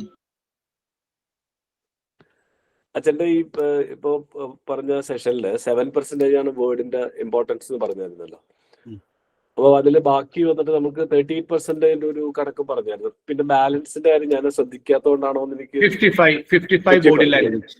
55 body language. അപ്പൊ ബോഡി ലാംഗ്വേജ് അത്രയ്ക്ക് ഇമ്പോർട്ടന്റ് ആണ് എന്നുള്ളതല്ലേ അത് കാണിക്കുന്നത് ശരിക്കും? അപ്പൊ ഈ സ്റ്റേജ് ഫ്രൈറ്റ് വരുമ്പോഴേക്കും നമ്മൾ ഇത് എങ്ങനെ കവറപ്പ് ചെയ്യും? കാരണം മിക്ക ആളുകൾക്കും ഉള്ള ഒരു വിഷയം അതാണ്. സ്റ്റേജ് ഫ്രൈറ്റ് വരുമ്പോഴേക്കും അതില്ലേ, ഞങ്ങളെ ആദ്യത്തെ ഞാൻ സെമിനാർ ചേർന്ന ആദ്യത്തെ വർഷം ചെലങ്കരച്ചനാണ് ഞങ്ങൾ പ്രസംഗ ക്ലാസ് എടുത്തത്. അപ്പൊ അച്ഛൻ പറഞ്ഞത് ഇങ്ങനെയാണ്, അത് അത് എത്രമാത്രം ഇതെന്നുള്ളതല്ല ഞാൻ പറയുന്നത്, കോമഡി ആയിട്ട് പറഞ്ഞു. നമ്മൾ പ്രസംഗിക്കാൻ കയറുമ്പോൾ മുമ്പിൽ ഇരിക്കുന്ന ഒരു കഴുതകളാന്ന് വിചാരിച്ചാൽ മതി, പിന്നെ പ്രശ്നം ഉണ്ടാവില്ല. നമ്മളെക്കാളും ബുദ്ധിയുള്ളവരും ബോധമുള്ളവരാണ് മുമ്പിൽ ഇരിക്കുന്നത്. നമ്മൾ ചിന്തിച്ചാൽ നമ്മൾ പിറക്കും. ഞാനിപ്പോ നിങ്ങൾ ഇവിടെ ഇരിക്കുമ്പോൾ ഞാൻ പലരും നോക്കുന്നില്ല. അപ്പൊ അങ്ങനെ വരുമ്പോഴേക്കും എന്റെ പ്രസംഗവും ഞാൻ ചൂസ് ചെയ്ത വേർഡും എന്റെ തീമൊക്കെ മാറിപ്പോകും. നമ്മൾ വിചാരിക്കുക എനിക്കിത് ഈ സ്ഥാനം എനിക്ക് തന്നിരിക്കുന്നത് ഞാൻ ഇതിന് ബെറ്റർ ആയിട്ട് ചെയ്യുന്ന കരുതിയിട്ട് തന്നെയല്ലേ, സോ ഞാനത് ചെയ്തിട്ടങ്ങ് പോകും.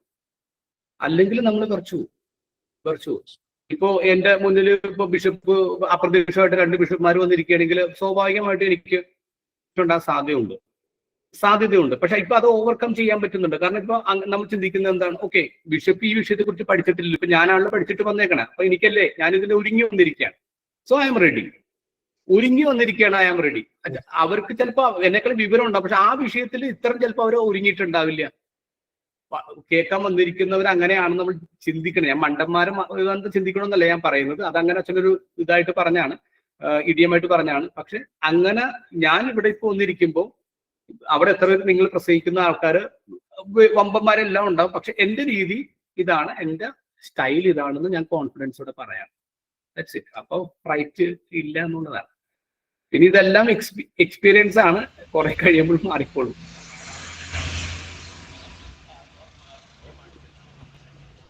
അച്ഛന് ആദ്യം പ്രസംഗം തുടങ്ങിയപ്പോ ഒരു മോഡല്, ഇപ്പോ വേറൊരു മോഡൽ, അങ്ങനെയുണ്ടോ? അച്ഛന് പ്രസംഗത്തിന് ഒരു മോഡൽ ഉണ്ടോ? ഇപ്പൊ സൂമർ ആയിക്കൊണ്ട് കാര്യം അദ്ദേഹം അച്ഛൻ പറഞ്ഞായിരുന്നു. അങ്ങനെ ഒരു മോഡൽ അച്ഛൻ ഉണ്ടോ? പഴയ കാലത്ത് പ്രസംഗം ഇപ്പൊ വരുമ്പോ വേറൊരു മോഡൽ അങ്ങനെ ഉണ്ടോ എന്ന് അറിയാൻ വേണ്ടി ചോദിച്ചേ. ഞാൻ മാറ്റുന്നുണ്ടോന്നാണോ ചോദിച്ചേ? അങ്ങനല്ല, അച്ഛന്റെ മുന്നിൽ ഒരു മോഡൽ. ഇപ്പൊ നമ്മൾ എല്ലാ കാര്യങ്ങൾക്കും ഒരു മോഡലിന് എടുക്കുമല്ലോ. സ്കൂളിൽ പഠിക്കുന്ന കാലത്താണ് നമ്മൾ അധ്യാപകരായിരിക്കും നമ്മൾ മോഡല്.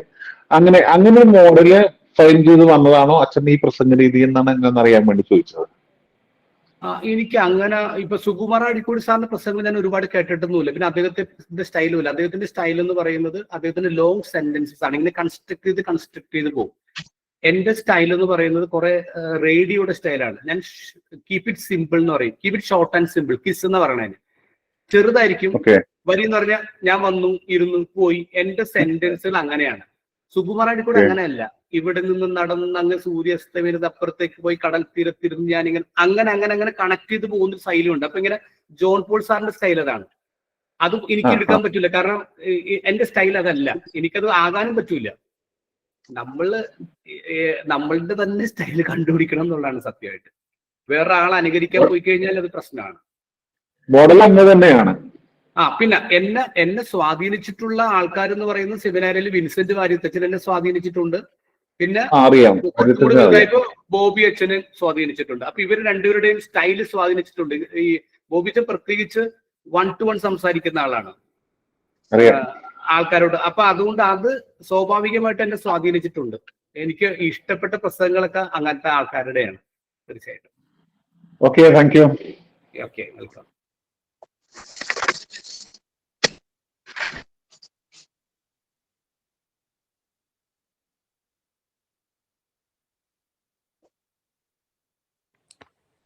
ജിഷ, ഫർദർ ക്വസ്റ്റ്യൻസ് ഒന്നും ഇല്ലെങ്കിൽ അടുത്ത സെഷനിലേക്ക് പോവാം.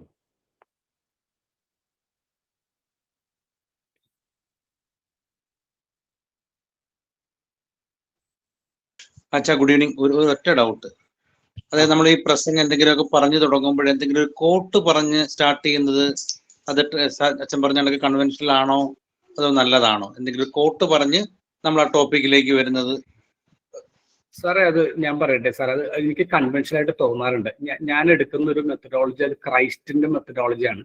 ഈ ക്രൈസ്റ്റിന്റെ ഒരു പ്രത്യേകത എന്ന് പറഞ്ഞാൽ ക്രൈസ്റ്റ് വെറുതെ സാധാരണ സംഭവങ്ങൾ പറഞ്ഞു തുടങ്ങും. അങ്ങനെയാണ് പുള്ളി പറയുന്നത്. നിങ്ങൾ വീട്ടിലിരുന്ന് മാവ് കിടക്കുന്ന കാര്യത്തെ കുറിച്ച് പറയും, കടലിൽ വലയെറിയുന്ന കാര്യം പറയും. ആൻഡ് ഈ വാസ് സ്പീക്കിംഗ് ത്രൂ സ്റ്റോറീസ്.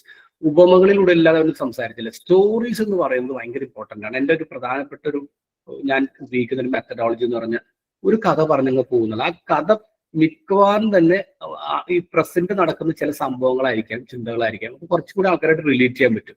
കുറെ നാൾ മുമ്പ് നടന്ന കുറെ കാര്യങ്ങളും ക്ലാസിക്കൽ സൂഫി കഥകൾ പറയുന്ന രീതിയല്ല. അതിൽ നിന്നൊക്കെ മാറിയിട്ട് ഇപ്പൊ നടക്കുന്ന ഒരു കാര്യം അത് വെച്ചിട്ട് നമ്മൾ അങ്ങനെ കയറിപ്പോവും. ഇന്നലെ വന്ന് ഒരാൾ സംസാരിച്ച കാര്യം, അതാണ് ക്രൈസ്റ്റിന്റെ മെത്തഡോളജി. ക്രൈസ്റ്റ് അദ്ദേഹം അപ്പം നടന്ന, തലേദിവസം നടന്ന, അന്ന് രാവിലെ കണ്ട ചില കാഴ്ചകൾ, ഇതൊക്കെ വെച്ചിട്ടാണ് അദ്ദേഹം സംസാരിക്കുന്നത്. അതാണ് കുറച്ചും കൂടി നല്ല കാര്യം. മറ്റേതെല്ലാം ഇങ്ങനെ ഒരു ട്രഡീഷണൽ കൺവെൻഷൻ മെത്തേഡായ ഒരു കവിത പറഞ്ഞിട്ട് ഇങ്ങനെ കാര്യങ്ങൾ പോവുക, അങ്ങനെയല്ല. അതിങ്ങനെ മാറി മാറി പോകും. ഞാൻ തോതോറും ബ്രേക്ക് ചെയ്യാൻ ശ്രമിക്കാറുണ്ട്. ഈ പ്രാവശ്യം അങ്ങനെ ഒരു ഇങ്ങനെ ചിന്തിക്കാൻ, ഇങ്ങനെ അങ്ങനെ ഒരു ബ്രേക്ക് നല്ലതാണ് തീർച്ചയായിട്ടും. Thank you, thank you.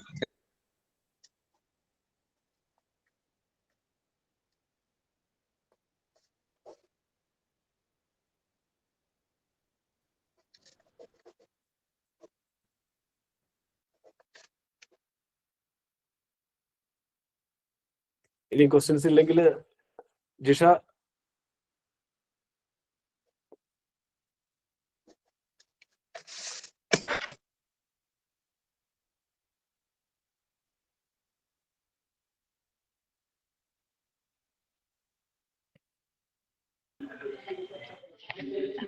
Jisha എന്താ നീട്ടാണല്ലോ, കാണാനില്ല.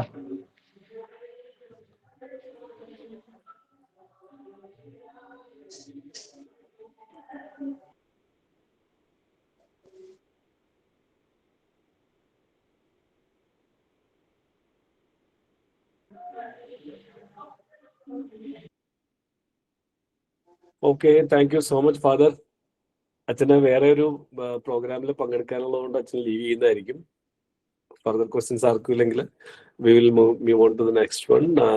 അടുത്തതായിട്ടുള്ള സെഷൻ റോബിൻ സാറിന്റെ ആണ്. Robin Titus sir.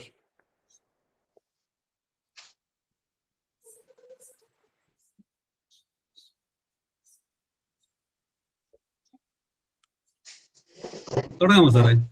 തുടങ്ങിക്കോ സാറേ. ഇന്നത്തെ മുഖ്യ വിഷയാവതാരകനായിരുന്ന father Capistran Lopez, father Gregory, KRLC-BC education ministry ഭാരവാഹികളായ mister Jason Adappally, mister Julian James, ഈ ക്ലാസ്സിൽ പങ്കെടുക്കുന്ന സ്നേഹമുള്ള സമുദായം, ക്യാപ്പിസ്റ്റൻ അച്ഛൻ പ്രസംഗത്തിനകത്ത് ഉള്ള നമ്മൾ ശ്രദ്ധിക്കേണ്ട പല കാര്യങ്ങളെ കുറിച്ച് പറഞ്ഞു. അതിന്റെ തുടർച്ചയായിട്ട് പ്രസംഗം പലതരത്തിലും ഉള്ളത് ഏതൊക്കെയാണ്? അതിൽ പ്രധാനപ്പെട്ട ഒരു 4 models, different models of speech. 4 different models എന്താണെന്ന് നിങ്ങളോട് പങ്കുവയ്ക്കാനാണ് ഞാൻ ആഗ്രഹിക്കുന്നത്. അത് തുടങ്ങുന്നതിന് മുമ്പേ അച്ഛൻ സൂചിപ്പിച്ചു പ്രസംഗത്തിലെ വാക്കുകൾ എത്രമാത്രം പ്രധാനപ്പെട്ടതാണ് എന്നത്. അപ്പൊ അതുമായി ബന്ധപ്പെട്ട് ചില കാര്യങ്ങൾ പറയാനുള്ളതാണ്. സ്വാമി വിവേകാനന്ദൻ ഒരിക്കൽ പറഞ്ഞിട്ടുണ്ട്, വാക്ക് എന്നത് എന്തൊരു അത്ഭുത ശക്തിയാണ്. ശരിക്കും വാക്കുകൾക്ക് നമ്മൾ പ്രതീക്ഷിക്കാത്ത അർത്ഥങ്ങളും നമ്മൾ പ്രതീക്ഷിക്കാത്ത തരത്തിൽ ആളുകളുടെ ജീവിതങ്ങളെ സ്വാധീനിക്കാനുള്ള വലിയ കഴിവ്. ഇന്നത്തെ നമ്മുടെ മലയാളത്തിൽ ജീവിച്ചിരിക്കുന്ന ഏറ്റവും വലിയ എഴുത്തുകാരൻ ശ്രീ എം ടി വാസുദേവൻ നായരാണ്. അദ്ദേഹത്തോട് ഒരിക്കൽ ഒരു പത്രപ്രവർത്തകൻ ചോദിച്ചു, എന്തുകൊണ്ടാണ് താങ്കൾ എഴുതുന്നത്? അപ്പൊ എം ടി പറഞ്ഞൊരു മറുപടി, അദ്ദേഹം പറഞ്ഞു, ആൾക്കൂട്ടത്തിൽ എവിടെ ഒരാൾ ഞാൻ എഴുതുന്നത് വായിക്കാൻ കാത്തിരിക്കുന്നു, ആ ആൾക്ക് വേണ്ടിയാണ് ഞാൻ എഴുതുന്നത് എന്ന് പറയുന്നത് പോലെ നമ്മൾ സംസാരിക്കുമ്പോൾ നമ്മളെ കേൾക്കാൻ എവിടെയൊക്കെയോ ആരൊക്കെയോ കാത്തിരിക്കുന്നു. നമ്മൾ പറയുന്ന വാക്കുകളുടെ ഇമ്പാക്ട് എവിടെ ചെന്ന് അവസാനിക്കുമെന്ന് ഒരിക്കലും നമുക്ക് പറയാൻ കഴിയും. ഞാൻ ചിലപ്പോൾ ഇരിക്കുമ്പോൾ എൻ്റെ അടുത്ത് 20-25 വർഷം മുമ്പ് ആളുകൾ പറഞ്ഞ ചില വാക്കുകളോ ചില വാചകങ്ങളോ എനിക്ക് ഓർമ്മ വരാം. അതിന്റെ അർത്ഥം എന്താണ്? അവർ പറഞ്ഞ കാര്യങ്ങൾ എന്നെ എവിടെയോ സ്വാധീനിച്ചിട്ടുണ്ട് എന്നത്. അപ്പൊ അതുകൊണ്ട് വാക്കുകൾ ഉപയോഗിക്കുമ്പോൾ നമ്മൾ വളരെ സൂക്ഷിച്ചു വേണം ഉപയോഗിക്കുക. അപ്പൊ വാക്കുകൾ കൊണ്ടുള്ള ഒരു കലയായ പ്രസംഗത്തില് ട്രെയിൻ ചെയ്യാൻ വന്നിരിക്കുന്ന നിങ്ങൾ എല്ലാവരും എപ്പോഴും ഈ വാക്കുകളുടെ പ്രാധാന്യത്തെക്കുറിച്ച്, അത് നമ്മുടെ ജീവിതത്തിലുള്ള ഇമ്പോർട്ടൻസിനെ കുറിച്ച് എപ്പോഴും ബോധവാന്മാരും ബോധോദികളുമായിരിക്കുന്നത് നല്ലതായിരിക്കും. ഇനി ഞാൻ 4 പ്രധാനപ്പെട്ട പ്രസംഗത്തിന്റെ 4 വിധത്തിലുള്ള മോഡൽസിനെ കുറിച്ച് പറയാം. അതിൽ ആദ്യമായിട്ട് ഞാൻ പറയാൻ ഉദ്ദേശിക്കുന്നത് ഇൻഫർമേറ്റീവ് ഓർ എഡ്യൂക്കേറ്റീവ് സ്പീച്ച് എന്ന് പറയുന്ന ഒരു മോഡലിനെ കുറിച്ചാണ്. ഉദാഹരണത്തിലൂടെ പറയാം. ഇപ്പൊ ഫോർ എക്സാമ്പിൾ, നിങ്ങളൊരു പരമ്പരാഗത മത്സ്യത്തൊഴിലാളിയാണെന്നിരിക്കട്ടെ. അപ്പൊ നിങ്ങളെ ഒരു പ്രസംഗത്തിന് ക്ഷണിച്ചു, നിങ്ങളുടെ അടുത്ത് സംസാരിക്കാൻ ആവശ്യപ്പെടുന്നു മത്സ്യത്തൊഴിലാളികളുടെ പരമ്പരാഗത അറിവുകളെ കുറിച്ച് സംസാരിക്കുക എന്നുള്ളതാണ്. അപ്പൊ നിങ്ങൾക്ക് എളുപ്പമായിട്ടുള്ള കാര്യമാണ്, കാര്യം നിങ്ങൾ ചെയ്യുന്ന തൊഴിലാണ്. അപ്പൊ നിങ്ങൾക്ക് അറിയാം പരമ്പരാഗത മത്സ്യത്തൊഴിലാളികളുടെ അറിവുകൾ എന്തൊക്കെയാണ്. അപ്പൊ അത് ആ വിഷയത്തെക്കുറിച്ച് മുൻധാരണയൊന്നും ഇല്ലാത്ത ആളുകൾക്ക്, അത് എന്താണെന്ന് അറിഞ്ഞുകൂടാത്ത ആളുകൾക്ക് നിങ്ങൾ കൊടുക്കുന്നൊരു പ്രസംഗമാണ്. അപ്പൊ അവരെ ഇൻഫോം ചെയ്യുക, അവരെ എഡ്യൂക്കേറ്റ് ചെയ്യുക എന്നുള്ളതാണ് നിങ്ങളുടെ പ്രസംഗത്തിന്റെ ഉദ്ദേശം. അപ്പോൾ ഇനി നേരിട്ട് വ്യക്തി അനുഭവം ഇല്ലാത്തൊരു വിഷയത്തെക്കുറിച്ച് സംസാരിക്കാനാണ് നമ്മൾ വിളിക്കുന്നതെങ്കിൽ ഈ ഇൻഫർമേറ്റീവ് അല്ലെങ്കിൽ എഡ്യൂക്കേറ്റീവ് ആയിട്ടുള്ള സ്പീച്ച് നമുക്ക് എങ്ങനെ കൊടുക്കാൻ പറ്റും? അപ്പൊ അതിന് നമ്മൾ ഗവേഷണം നടത്തേണ്ടി വരും.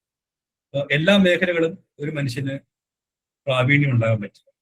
അപ്പൊ നമുക്ക് അറിഞ്ഞുകൂടാത്തൊരു മേഖലയെ കുറിച്ചാണ് നമ്മൾ പ്രസംഗിക്കാൻ വിളിക്കുന്നതെങ്കിൽ നമ്മൾ അതിനെക്കുറിച്ച് റിസർച്ച് ചെയ്യണം, അതിനെക്കുറിച്ച് വായിക്കണം, ഓൺലൈനിൽ വായിക്കണം, പുസ്തകങ്ങൾ വായിക്കണം, അതിനെക്കുറിച്ച് മുമ്പ് പറഞ്ഞിട്ടുള്ള ആളുകൾ എന്താണ് പറഞ്ഞിട്ടുള്ളതെന്ന് മനസ്സിലാക്കണം. അങ്ങനെ നമ്മൾ കേൾക്കുന്ന ആളുകൾക്ക് ആ മേഖലയെക്കുറിച്ച് സമഗ്രമായ ഒരു അറിവ് ഉണ്ടാകത്തക്ക രീതിയിൽ കൊടുക്കുന്ന പ്രസംഗത്തെയാണ് എഡ്യൂക്കേറ്റീവ് സ്പീച്ച് അല്ലെങ്കിൽ ഇൻഫർമേറ്റീവ് സ്പീച്ച് എന്ന് പറയുന്നത്. ഈ രണ്ടാമത്തെ ഒരു മോഡൽ എന്ന് പറയുന്നത് മോട്ടിവേഷണൽ സ്പീച്ചാണ്. ഇത് രാഷ്ട്രീയ രംഗത്തൊക്കെ നിൽക്കുന്ന ആളുകൾക്ക് വളരെയധികം ഉപയോഗിക്കേണ്ടി വരുന്ന ഒരു മോഡലാണ്. അപ്പം 1942 ഇന്ത്യയുടെ സ്വാതന്ത്ര്യ സമരത്തിലെ പ്രധാനപ്പെട്ട ഒരു സംഭവം. അത് ക്വിറ്റ് ഇന്ത്യ മൂവ്മെന്റ് ആയിരുന്നു. ആ ക്വിറ്റ് ഇന്ത്യ മൂവ്മെന്റിലേക്ക് ആളുകളെ പങ്കെടുപ്പിക്കാൻ വളരെയധികം കാരണമായ ഒരു കാര്യം ആ സമയത്ത് മഹാത്മാഗാന്ധി നടത്തിയ ഒരു പ്രസംഗമാണ്. അദ്ദേഹം എന്താണ് പറഞ്ഞതെന്ന് വെച്ച് കഴിഞ്ഞാൽ, we will either free India or we will die in the process of freeing India. ഒന്നുകിൽ നമ്മൾ ഇന്ത്യയെ സ്വതന്ത്രയാക്കും, അല്ലെങ്കിൽ ഇന്ത്യയെ സ്വതന്ത്രയാക്കാനുള്ള ശ്രമത്തിനിടയിൽ നമ്മൾ മരിച്ചു വീഴും. ആ പ്രസംഗമാണ് പിന്നീട് ഡു ഓർ ഡൈ, പ്രവർത്തിക്കുക അല്ലെങ്കിൽ മരിക്കുക എന്നുള്ള മുദ്രാവാക്യമായി മാറി. അപ്പോൾ ഒരു ജനതയെ മുഴുവൻ മോട്ടിവേറ്റ് ചെയ്യാൻ ഒരു പ്രസംഗകന്റെ ഒരു വാചകത്തിന് കഴിഞ്ഞു എന്നുള്ളതാണ് നമ്മൾ മനസ്സിലാക്കേണ്ടത്. അതുപോലെ 2ാം ലോക മഹായുദ്ധത്തിന്റെ വിധി തന്നെ മാറ്റിമറിച്ചത് വിൻസ്റ്റൺ ചർച്ചിൽ, ബ്രിട്ടീഷ് പ്രധാനമന്ത്രിയായ വിൻസ്റ്റൺ ചർച്ചിൽ BBC നടത്തിയ ഒരു പ്രസംഗമാണ്. അതുപോലെ എബ്രഹാം ലിങ്കന്റെ പ്രസംഗം, മാർട്ടിൻ ലൂതർ കിങ്ങിന്റെ പ്രസംഗങ്ങൾ, എന്തിന് ശ്രീ ബാരക് ഒബാമയുടെ പ്രസംഗങ്ങൾ, ഇതൊക്കെ കേട്ടാൽ നമുക്ക് മനസ്സിലാവും അവരെ എങ്ങനെയാണ് ഒരു ജനതയെ മോട്ടിവേറ്റ് ചെയ്യുന്നത്. ഇപ്പം ബാരക് ഒബാമ ആഫ്രിക്കൻ വംശജനായ ആദ്യത്തെ അമേരിക്കൻ പ്രസിഡന്റാണ്. അപ്പൊ അദ്ദേഹം ബ്ലാക്ക് അമേരിക്കൻസ് ഒരുപാടുള്ള നാടാണ് അമേരിക്ക. അപ്പൊ ആ രാജ്യത്ത് ഇന്ന് വരെ അവരുടെ വിഭാഗത്തിൽ നിന്നൊരു പ്രതിനിധി ഉണ്ടായിട്ടില്ല. അപ്പൊ അങ്ങനെ ആദ്യമായി വരുന്ന ആളെന്നുള്ള രീതിയിൽ ആ വിഭാഗത്തിൽ നിന്നുള്ള ആളുകളെ മോട്ടിവേറ്റ് ചെയ്ത് ആ രാജ്യത്തുള്ള മുഴുവൻ ആളുകളെയും അവരുടെ പ്രശ്നങ്ങളെ കുറിച്ച് ബോധവാന്മാരാക്കി അവരെല്ലാം അദ്ദേഹത്തിന്റെ ആശയത്തിലേക്ക് കൊണ്ടുവരുന്ന തരത്തിലുള്ളതായിരുന്നു അദ്ദേഹത്തിന്റെ പ്രസംഗം.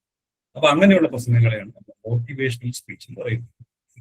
ഇനി മൂന്നാമത്തെ ഒരു വിഭാഗം സ്പീച്ച് എന്ന് പറയുന്നത് പെർസുവേസീവ് സ്പീച്ചാണ്.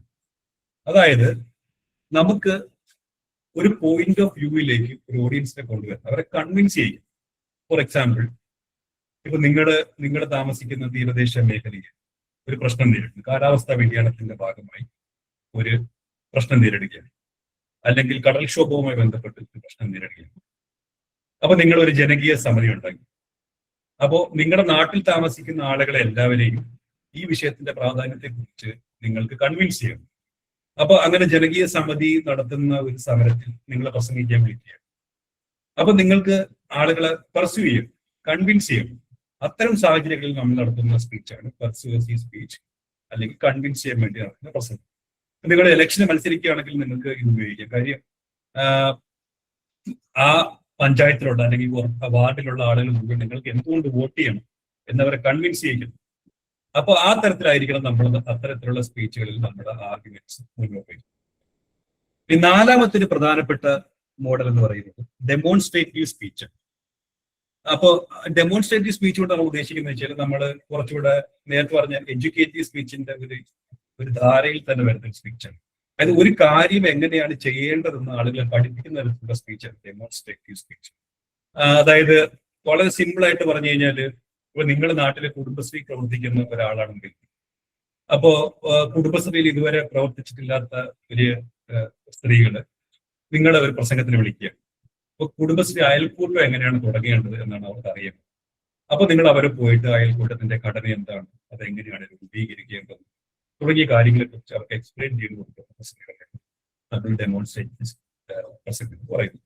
ഇനി നിരവധി വിവിധ തരത്തിലുള്ള ഇതല്ലാതെ തന്നെയുള്ള പ്രസംഗങ്ങളുണ്ട്. ഫോർ എക്സാമ്പിൾ, ഇപ്പം നിങ്ങൾ ഒരു ജോലിയിൽ നിന്ന് പിരിഞ്ഞു പോകുമ്പോൾ നിങ്ങൾക്ക് നൽകുന്ന യാത്രയയപ്പ് പ്രസംഗം, ആ യാത്രയയപ്പ് കഴിഞ്ഞാൽ നിങ്ങൾ നടത്തുന്ന മറുപടി പ്രസംഗം, ഒരാളുടെ വിയോഗത്തിൽ നടത്തുന്ന അനുസ്മരണ പ്രസംഗം, നിങ്ങൾക്കൊരു അവാർഡ് കിട്ടുമ്പോൾ നിങ്ങൾ നടത്തുന്ന അവാർഡ് അക്സെപ്റ്റൻസ് സ്പീച്ച്, ഒരാളെ ആദരിക്കാൻ വേണ്ടി നടത്തുന്ന പ്രസംഗം, ഇങ്ങനെ നിരവധി മോഡൽസ് പ്രസംഗങ്ങൾക്കുണ്ട്. അപ്പോ തൽക്കാലത്തേക്ക് നമുക്ക് ഇത്രയും മോഡൽസ് ഒന്ന് പരിചയപ്പെട്ടാൽ മതിയാകും. ഇനി ഇതില് ഏത് മോഡലായാലും, നേരത്തെ അച്ഛനുമായിട്ടുള്ള അച്ഛന്റെ ക്ലാസ്സിൽ ഉയർന്നു വന്നൊരാശയം ഒരു പ്രസംഗത്തിന്റെ സ്റ്റൈല് എന്നുണ്ട്. ശൈലി എന്തായിരിക്കുന്നത്? അച്ഛൻ പറഞ്ഞത് വളരെ ശരിയായിട്ടുള്ള ഒരു കാര്യമാണ്. ശൈലി എന്ന് പറയുന്നത് ഓരോ വ്യക്തിക്കും ഓരോ ശൈലി ഉണ്ടാകും, അയാളുടേതായിട്ടുള്ള യുണീക്ക് ആയിട്ടുള്ള ഒരു സ്റ്റൈൽ ഉണ്ടാകും.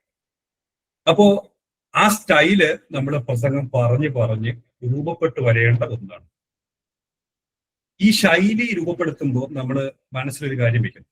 ഒന്ന് ശരിയാണ്, നമുക്ക് യുണീക്ക് ആയിട്ടുള്ള ഒരു സ്റ്റൈൽ ഉണ്ടാകും, നമ്മളെ അടയാളപ്പെടുത്തുന്ന ഒരു സ്റ്റൈൽ നമുക്കുണ്ടാകും. ഇപ്പൊ അച്ഛൻ നേരത്തെ ക്ലാസ് പറഞ്ഞില്ല, സുമറയിക്കോട് വലിയ വാചകങ്ങളാണ് ഉപയോഗിക്കുന്നത്. അപ്പൊ അത് അദ്ദേഹത്തിന്റെ ഒരു ശൈലിയാണ്. നമ്മൾ എം എൻ വിജയൻ മാഷിന്റെ പ്രസംഗങ്ങൾ പരിശോധിച്ചാൽ അദ്ദേഹം കുറച്ച് ഫിലോസഫിക്കലായിട്ടാണ് സംസാരിക്കുന്നത്. അത് അദ്ദേഹത്തിന്റെ ഒരു ശൈലിയാണ്. അപ്പൊ നമ്മുടെ ഒരു ടേസ്റ്റ്, നമ്മുടെ ഒരു ഇൻട്രസ്റ്റ് ഈ പ്രസംഗത്തിനകത്ത് തന്നെ, അല്ലെങ്കിൽ ആളുകളോട് സംസാരിക്കുമ്പോൾ എങ്ങനെ സംസാരിക്കാനാണ് നമ്മുടെ ഒരു ഇൻബോൺ ആയിട്ടുള്ള ടാലന്റ്, നമ്മുടെ ഒരു ജനറൽ ഇൻട്രസ്റ്റ് എന്താണ്, അതനുസരിച്ച് വേണം നമ്മൾ നമ്മുടെ ശൈലി നോക്കണം. ഇപ്പൊ മലയാള സാഹിത്യത്തിൽ നമുക്കറിയാം, വളരെ സിമ്പിൾ ആയിട്ട് കാര്യങ്ങൾ എഴുതിക്കൊണ്ടിരുന്ന ആളാണ് ബഷീർ. പക്ഷെ ലോകം അറിയപ്പെടുന്ന എഴുത്തുകാരനാണ് ബഷീർ. അപ്പൊ ബഷീറിന്റെ ഏറ്റവും വലിയ പ്രത്യേകത എന്ന് വെച്ച് കഴിഞ്ഞാല് ആർക്കും അനുകരിക്കാൻ കഴിയാത്ത ഒരു ശൈലി, ഒരു സ്റ്റൈല് ബഷീർ ഡെവലപ്പ് ചെയ്തു എന്നുള്ളതാണ്. എം ടിയുടെ സ്റ്റൈല് ഡിഫറെന്റ് ആണ്. എം ടി കുറച്ചുകൂടെ സാഹിത്യപരമായിട്ടാണ് ഇത്. അപ്പോൾ നമ്മുടെ ഒരു ടേസ്റ്റ് എന്താണോ, നമ്മുടെ ഒരു ഇൻബോൺ ടാലന്റ് എന്താണ്, നമ്മുടെ ഒരു ഔട്ട്ലുക്ക് എന്താണ്, അതിനനുസരിച്ചുള്ള ശൈലിയായിരിക്കും നമ്മൾ രൂപപ്പെടുത്തേണ്ടത്. പക്ഷെ ഈ ശൈലി നമുക്ക് ഉണ്ട് എന്ന് കരുതി എല്ലാ സാഹചര്യങ്ങളിലും നമുക്ക് ഒറ്റ സ്റ്റൈലില് പ്രസംഗിക്കാൻ കഴിയും. നമുക്ക് ഒരു ഫൗണ്ടേഷൻ ആയിട്ടൊരു ശൈലിയുണ്ട്.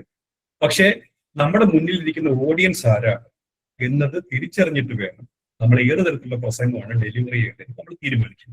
നമ്മുടെ കുട്ടികളോട് സംസാരിക്കുന്ന ഭാഷയിൽ, അല്ലെങ്കിൽ ശൈലിയിൽ, അല്ലെങ്കിൽ രൂപത്തിൽ നമുക്ക് മുതിർന്ന ആളുകളോട് സംസാരിക്കാൻ കഴിയില്ല. നമ്മള് എഡ്യൂക്കേറ്റഡ് ആയിട്ടുള്ള ആളുകളോട് സംസാരിക്കുന്ന ഒരു ശൈലിയിൽ, ഒരു ലാഘവത്തിൽ നമുക്ക് നിരക്ഷരായിട്ടുള്ള ആളുകളോട് സംസാരിക്കാൻ കഴിയില്ല. അപ്പോൾ ഒരേ സമയം തന്നെ നമുക്കൊരു ശൈലിയോ സ്റ്റൈലോ ഉണ്ടായിരിക്കുമ്പോൾ തന്നെ നമ്മൾ ഫ്ലെക്സിബിൾ ആയിരിക്കണം. നമ്മള് നടൻ മോഹൻലാലിനെ കുറിച്ച് പറയാറുണ്ടല്ലോ, അതിന്റെ ഫ്ലെക്സിബിൾ ആയിട്ടുള്ള ആക്ടറാണെന്ന്. ഏത് ക്യാരക്ടർ കിട്ടിയാലും ആ ക്യാരക്ടറിന്റെ സ്വഭാവത്തിലേക്ക് അയാളുടെ ശരീരവും അഭിനയം എല്ലാം മാറും. നമ്മള് വെള്ളം പോലെ ആയിരിക്കണം. വെള്ളം നമ്മുടെ ഏതെങ്കിലും ഒരു പാത്രത്തിൽ ഒഴിച്ചു കഴിഞ്ഞാൽ നമ്മൾ ഏത് പാത്രത്തിലാണ് ഒഴിക്കുന്നത് ആ പാത്രത്തിന്റെ ഷേപ്പിലേക്ക് അത് മാറും. ഇത് പറയുന്ന പോലെ ഓരോ സാഹചര്യത്തിനനുസരിച്ച് ഏത് സാഹചര്യമാണ് നമ്മുടെ മുന്നിലുള്ളത്, ഏത് തരം ഓഡിയൻസ് ആണ് നമ്മുടെ മുന്നിലുള്ളത്, അതിനനുസരിച്ച് നമ്മുടെ ഭാഷയെയും ശൈലിയെയും മാറ്റാൻ നമുക്ക് സാധിക്കും. ഇനി അവസാനമായി ഒരു കാര്യം കൂടെ പറഞ്ഞുകൊണ്ട് ഞാൻ നിർത്താം. ഇപ്പൊ നമുക്ക് വിവിധ തരത്തിലുള്ള പ്രസംഗത്തിന്റെ മോഡലുകളെ കുറിച്ച് നമ്മൾ പറഞ്ഞു, ശൈലിയെ കുറിച്ച് പറഞ്ഞു. അപ്പോൾ ആരായിരിക്കും നമ്മളെ പ്രസംഗിക്കാൻ വിളിക്കാൻ പോകുന്നത്, അല്ലെങ്കിൽ ഏത് സാഹചര്യത്തിലായിരിക്കും നമ്മൾ പ്രസംഗിക്കേണ്ടി വരിക എന്ന് നമുക്ക് ഒരിക്കലും മുൻകൂട്ടി പ്രവചിക്കാൻ പറ്റില്ല. അപ്പൊ നമ്മൾ അതിന് ചെയ്യാൻ കഴിയുന്ന ഒരു കാര്യം എന്ന് പറയുന്നത്, നിങ്ങൾ എല്ലാവരും ഇന്ന് തന്നെ ഒരു പുസ്തകം മാറ്റും. എന്റെ പ്രസംഗ പുസ്തകം എന്നൊരു പുസ്തകം മാറ്റും, ഒരു നോട്ട് ബുക്ക്. ആ നോട്ട് ബുക്കിൽ നിങ്ങളുടെ പത്രത്തിൽ വായിക്കുന്നതോ, നിങ്ങളുടെ പുസ്തകത്തിൽ വായിക്കുന്നതോ, നിങ്ങളുടെ ചുറ്റും നിരീക്ഷിക്കുന്നതോ, നിങ്ങളോട് ആളുകൾ പറയുന്നതിൽ നിങ്ങൾക്ക് ഇൻട്രസ്റ്റിംഗ് ആയി തോന്നുന്നതോ, അല്ലെങ്കിൽ നിങ്ങൾ സ്വയം ചിന്തിക്കുന്നതോ ആയ കാര്യങ്ങൾ ആ നോട്ട് പുസ്തകത്തിൽ നിങ്ങൾ രേഖപ്പെടുത്തി വെക്കണം. അങ്ങനെ കുറച്ചു നാൾ രേഖപ്പെടുത്തി കഴിയുമ്പോൾ അതിനെ സ്വാഭാവികമായി നിങ്ങൾക്ക് വിവിധ ടോപ്പിക്കുകളാക്കി മാറ്റാൻ കഴിയും. ഒന്നുകിൽ രാഷ്ട്രീയം, സാഹിത്യം, കല, സമുദായം, അല്ലെങ്കിൽ അങ്ങനെ കേരളം, ഇന്ത്യ, ലോകം, നിങ്ങളുടെ സൗകര്യത്തിനനുസരിച്ച് വിവിധ ഏരിയകളാക്കി നിങ്ങൾ ക്രോഡീകരിച്ച് വെച്ചിരിക്കുന്ന അറിവുകളെ വിവിധ ഗ്രൂപ്പുകളാക്കി വെച്ച് കഴിഞ്ഞാൽ ആരെങ്കിലും നിങ്ങളെ പ്രസംഗത്തിന് വിളിക്കുമ്പോൾ നിങ്ങൾക്ക് ഇത് എവിടെ നിന്നാണ് ഞാനിത് വായിച്ചത്, എവിടെ നിന്നാണ് ഞാനിത് കേട്ടത് എന്ന് തേടി പോകേണ്ടി വരില്ല. നിങ്ങളുടെ കയ്യിലുള്ള ഈ പ്രസംഗ പുസ്തകം എടുത്ത് പരിശോധിച്ചു കഴിഞ്ഞാൽ നിങ്ങൾക്ക് ആ പ്രസംഗം രൂപപ്പെടുത്താനുള്ള ഒരു 80% മാറ്ററും അതിൽ നിന്ന് തന്നെ കിട്ടും. അപ്പൊ അതുകൊണ്ട് നിങ്ങൾ എല്ലാവരും ഇന്ന് തന്നെ ഒരു പുസ്തകം വായിക്കണം. ആ പുസ്തകത്തിൽ ഈ പറഞ്ഞ പോലെ കാര്യങ്ങൾ രേഖപ്പെടുത്തണം. അത് നിങ്ങളുടെ പ്രസംഗ പുസ്തകമായി നിങ്ങളുടെ കയ്യിൽ സൂക്ഷിക്കുകയും വേണം. ഓക്കെ, എനിക്ക് തോന്നുന്നു ചുരുങ്ങിയ സമയത്തിനുള്ളിൽ നമുക്ക് പ്രസംഗത്തിന്റെ വിവിധ മോഡലുകളെ കുറിച്ച് ഇത്തരം കാര്യങ്ങൾ അറിഞ്ഞാൽ, ഇത്തരം കാര്യങ്ങൾ ആണ് ഇപ്പോൾ എനിക്ക് പറയാനായിട്ട് തോന്നുന്നത്. അപ്പോ നമുക്ക് ഒരു ശൈലി ഉണ്ടാകണം, നമുക്ക് ഒരു ഇൻഡിവിജ്വാലിറ്റി, നമ്മുടെ ഇൻഡിവിജ്വൽ എന്നുള്ള രീതിയിൽ നമ്മളെ വേറിട്ട് നിർത്തുന്ന ഒരു ശൈലി നമുക്കുണ്ടാകണം. അതോടൊപ്പം തന്നെ നമ്മൾ ഫ്ലെക്സിബിൾ ആയിരിക്കുകയും ചെയ്യണം. നമ്മളൊരു പ്രസംഗ പുസ്തകം സൂക്ഷിക്കണം.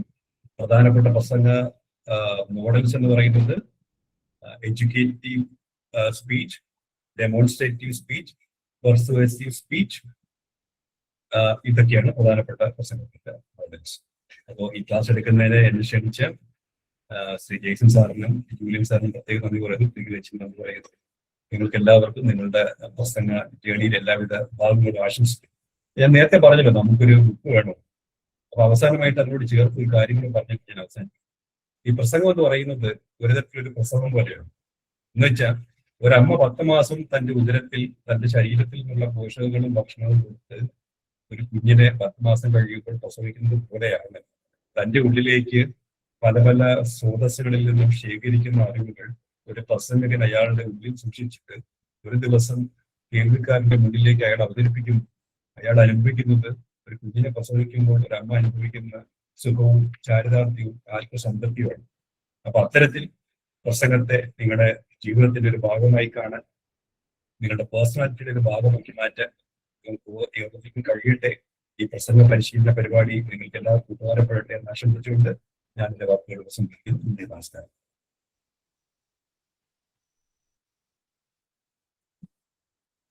Thank you Robin sir. Robin സാറും നമുക്ക് ഈ വിഷയത്തിന്റെ മോഡൽസ് ഓഫ് സ്പീച്ച് എന്ന വിഷയത്തെ മറ്റൊരു ആംഗിളിൽ നിന്ന് സമീപിക്കാനായിട്ട് സഹായിച്ചു. സാറിന് നന്ദി. സാറിനെ നിങ്ങൾക്ക് പലർക്കും അറിയാമായിരിക്കും, എങ്കിലും സാറിന്റെ രൂപതയ്ക്ക് പുറത്തുള്ളവർ കൂടെ പങ്കെടുക്കുന്ന ഒരു മീറ്റിംഗ് ആയതിനാൽ സാറിനെ ഞാനൊന്ന് പരിചയപ്പെടുത്തിയേക്കാം. സാറ് ഒരു റിസർച്ച് സ്കോളറാണ്, PhD ചെയ്യുകയാണ്. അതും ഒരു ചെറിയ സ്ഥലത്തു നിന്നൊന്നുമല്ല, ഇന്ത്യയിലെ തന്നെ നമ്പർ 1 റിസർച്ച് ഇൻസ്റ്റിറ്റ്യൂട്ടായ ഒരു എഡ്യൂക്കേഷണൽ ഇൻസ്റ്റിറ്റ്യൂഷനായ ഇന്ത്യയുടെ അഭിമാനങ്ങളിൽ ഒന്നായ മുംബൈ IIT നിന്നാണ് അദ്ദേഹം PhD ചെയ്യുന്നത്. കേരളത്തിലെ തിരുവനന്തപുരത്തെ തീരദേശ ജനതകളുടെ ജീവിതമാണ് അദ്ദേഹത്തിന്റെ വിഷയം എന്നാണ് ഞാൻ മനസ്സിലാക്കുന്നത്. അല്ലേ റോബിൻ സർ? സാറിന്റെ വിഷയം എന്താണ്? തിരുവനന്തപുരം അല്ല, കൊല്ലം ജില്ലയിലെ ശക്തികുളങ്ങര എന്ന് പറയുന്ന, ഞാൻ ശക്തികുളങ്ങര എന്നുള്ള ആളാണ്. ആ ശക്തികുളങ്ങര എന്നുള്ള മത്സ്യത്തൊഴിലാളികളുടെ ഗൾഫിലേക്കുള്ള കുടിയേറ്റവുമായി ബന്ധപ്പെട്ടിട്ടുള്ള ഒരു ഗവേഷണമാണ് ഞാൻ ചെയ്യുന്നത്. ഓക്കെ, നല്ല കാര്യം. അപ്പൊ അങ്ങനെ വ്യത്യസ്തമായ ചില ഗവേഷണ മേഖലകളും നമ്മുടെ ലത്തീൻ സഭയിൽ നിന്നുള്ളവരുടെ വിഹായത്തിലുണ്ട് എന്ന് മനസ്സിലാക്കുന്നത് നമുക്ക് സന്തോഷകരമാണ്. അപ്പോ സാറിന് ഒത്തിരി നന്ദി, റോബിൻ സാറിന് ഒത്തിരി നന്ദി. ഇനി അടുത്തതായി ഇതെല്ലാം നമുക്ക് നമ്മുടെ ക്ലാസ് വെക്കുവാനും വന്ന ക്യാപിറ്റൻ അച്ഛനെയും റോബിൻ സാറിന്റെ അടുത്ത് ചോദിക്കാനാണ്. പിന്നെ സാറ് റോബിൻ സാറിന്റെ ഒരു സെക്കൻഡ് ജിഷ, റോബിൻ സാർ വന്നിട്ട് ചെറുപ്പത്തിൽ തന്നെ ഈ ഒത്തിരിയധികം ഓപ്പർച്യൂണിറ്റീസ്, പ്രസംഗിക്കാൻ വേണ്ടിയുള്ള ഓപ്പർച്യൂണിറ്റീസ് ഉപയോഗിച്ചുകൊണ്ട് അദ്ദേഹത്തിന്റെ ജീവിതത്തിൽ മുന്നോട്ട് വന്നിട്ടുള്ള ഒരാളാണ്. സാറിന്റെ ആ ഒരു എക്സ്പീരിയൻസ് ഒന്ന് ഷെയർ ചെയ്യാമോ? That will be quite inspiring for everyone. Okay, എനിക്ക് പ്രസംഗിക്കാനുള്ള ഒരു കഴിവുണ്ടെന്നൊന്നും എനിക്ക് അറിയില്ലായിരുന്നു. ഞാൻ സ്കൂളിൽ പഠിക്കുന്ന സമയത്ത് ഞാൻ സഭയുടെ ഒരു സ്കൂളിലാണ് 1 മുതൽ 4 വരെ പഠിച്ചത്. അവിടെ സിസ്റ്റേഴ്സ് ആയിരുന്നു പ്രധാനമായിട്ടും പഠിപ്പിക്കാനുണ്ടായിരുന്നു. അപ്പൊ ഞാൻ 3ാം ക്ലാസ്സിൽ പഠിക്കുമ്പോൾ അവിടുത്തെ സ്കൂളിൽ പഠിപ്പിച്ച മേരി എന്ന് പറയുന്ന ടീച്ചർ എനിക്കൊരു പ്രസംഗം എഴുതി തന്നിട്ട് ഒരു മത്സരം ഉണ്ടായിരുന്നു കോളമിൽ.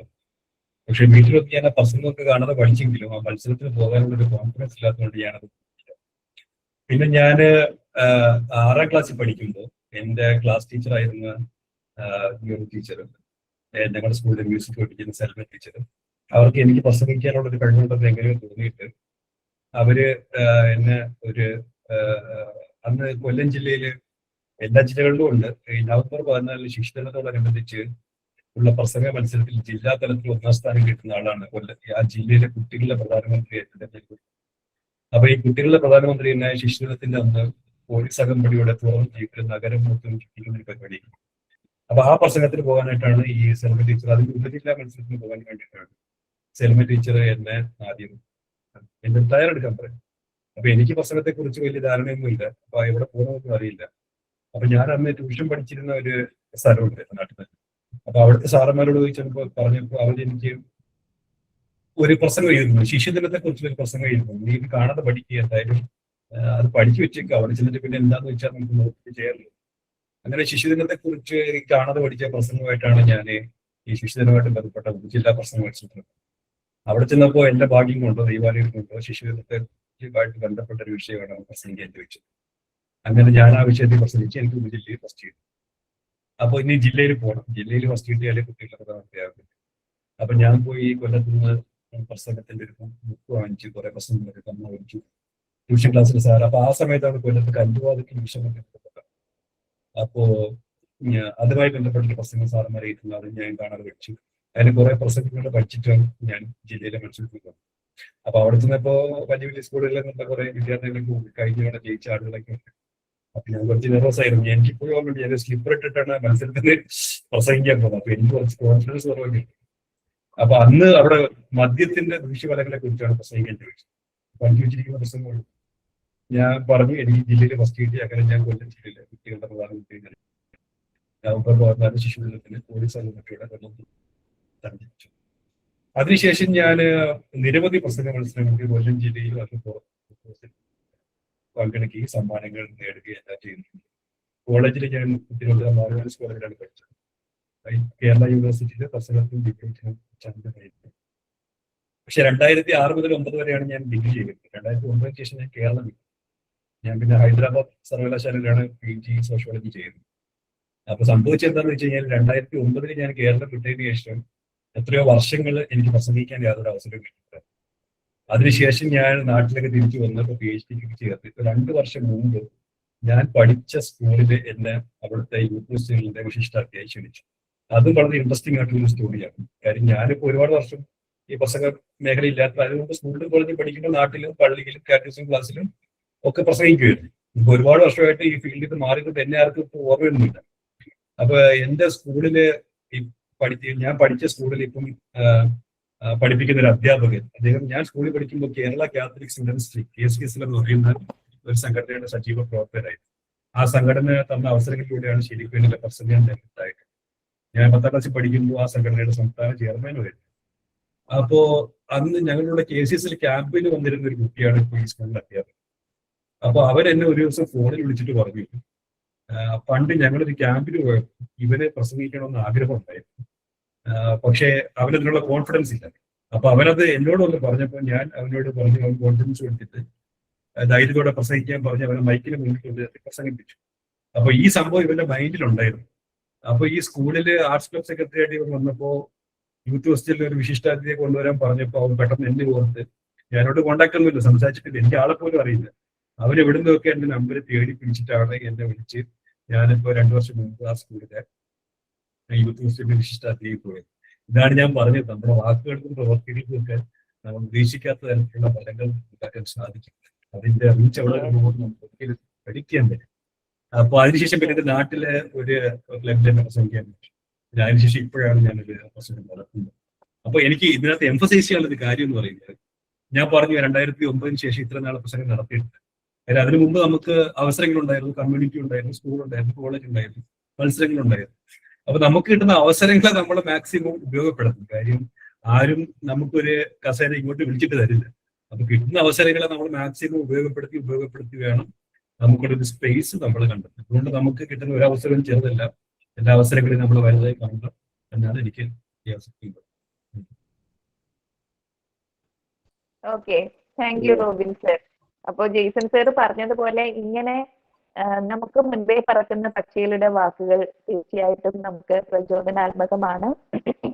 നമുക്ക് എന്തറിയില്ല എന്നുള്ളതിനേക്കാളും നമുക്ക് എന്ത് ചെയ്യാൻ കഴിയും എന്നൊക്കെ ആലോചിച്ചാൽ ഇതേപോലെ കൂടുതൽ ഉയരങ്ങളിലേക്ക് ദൈവത്തെ എത്തിക്കും എന്നുള്ളതാണ് നമ്മളെ കാണിച്ചു തരുന്നത്.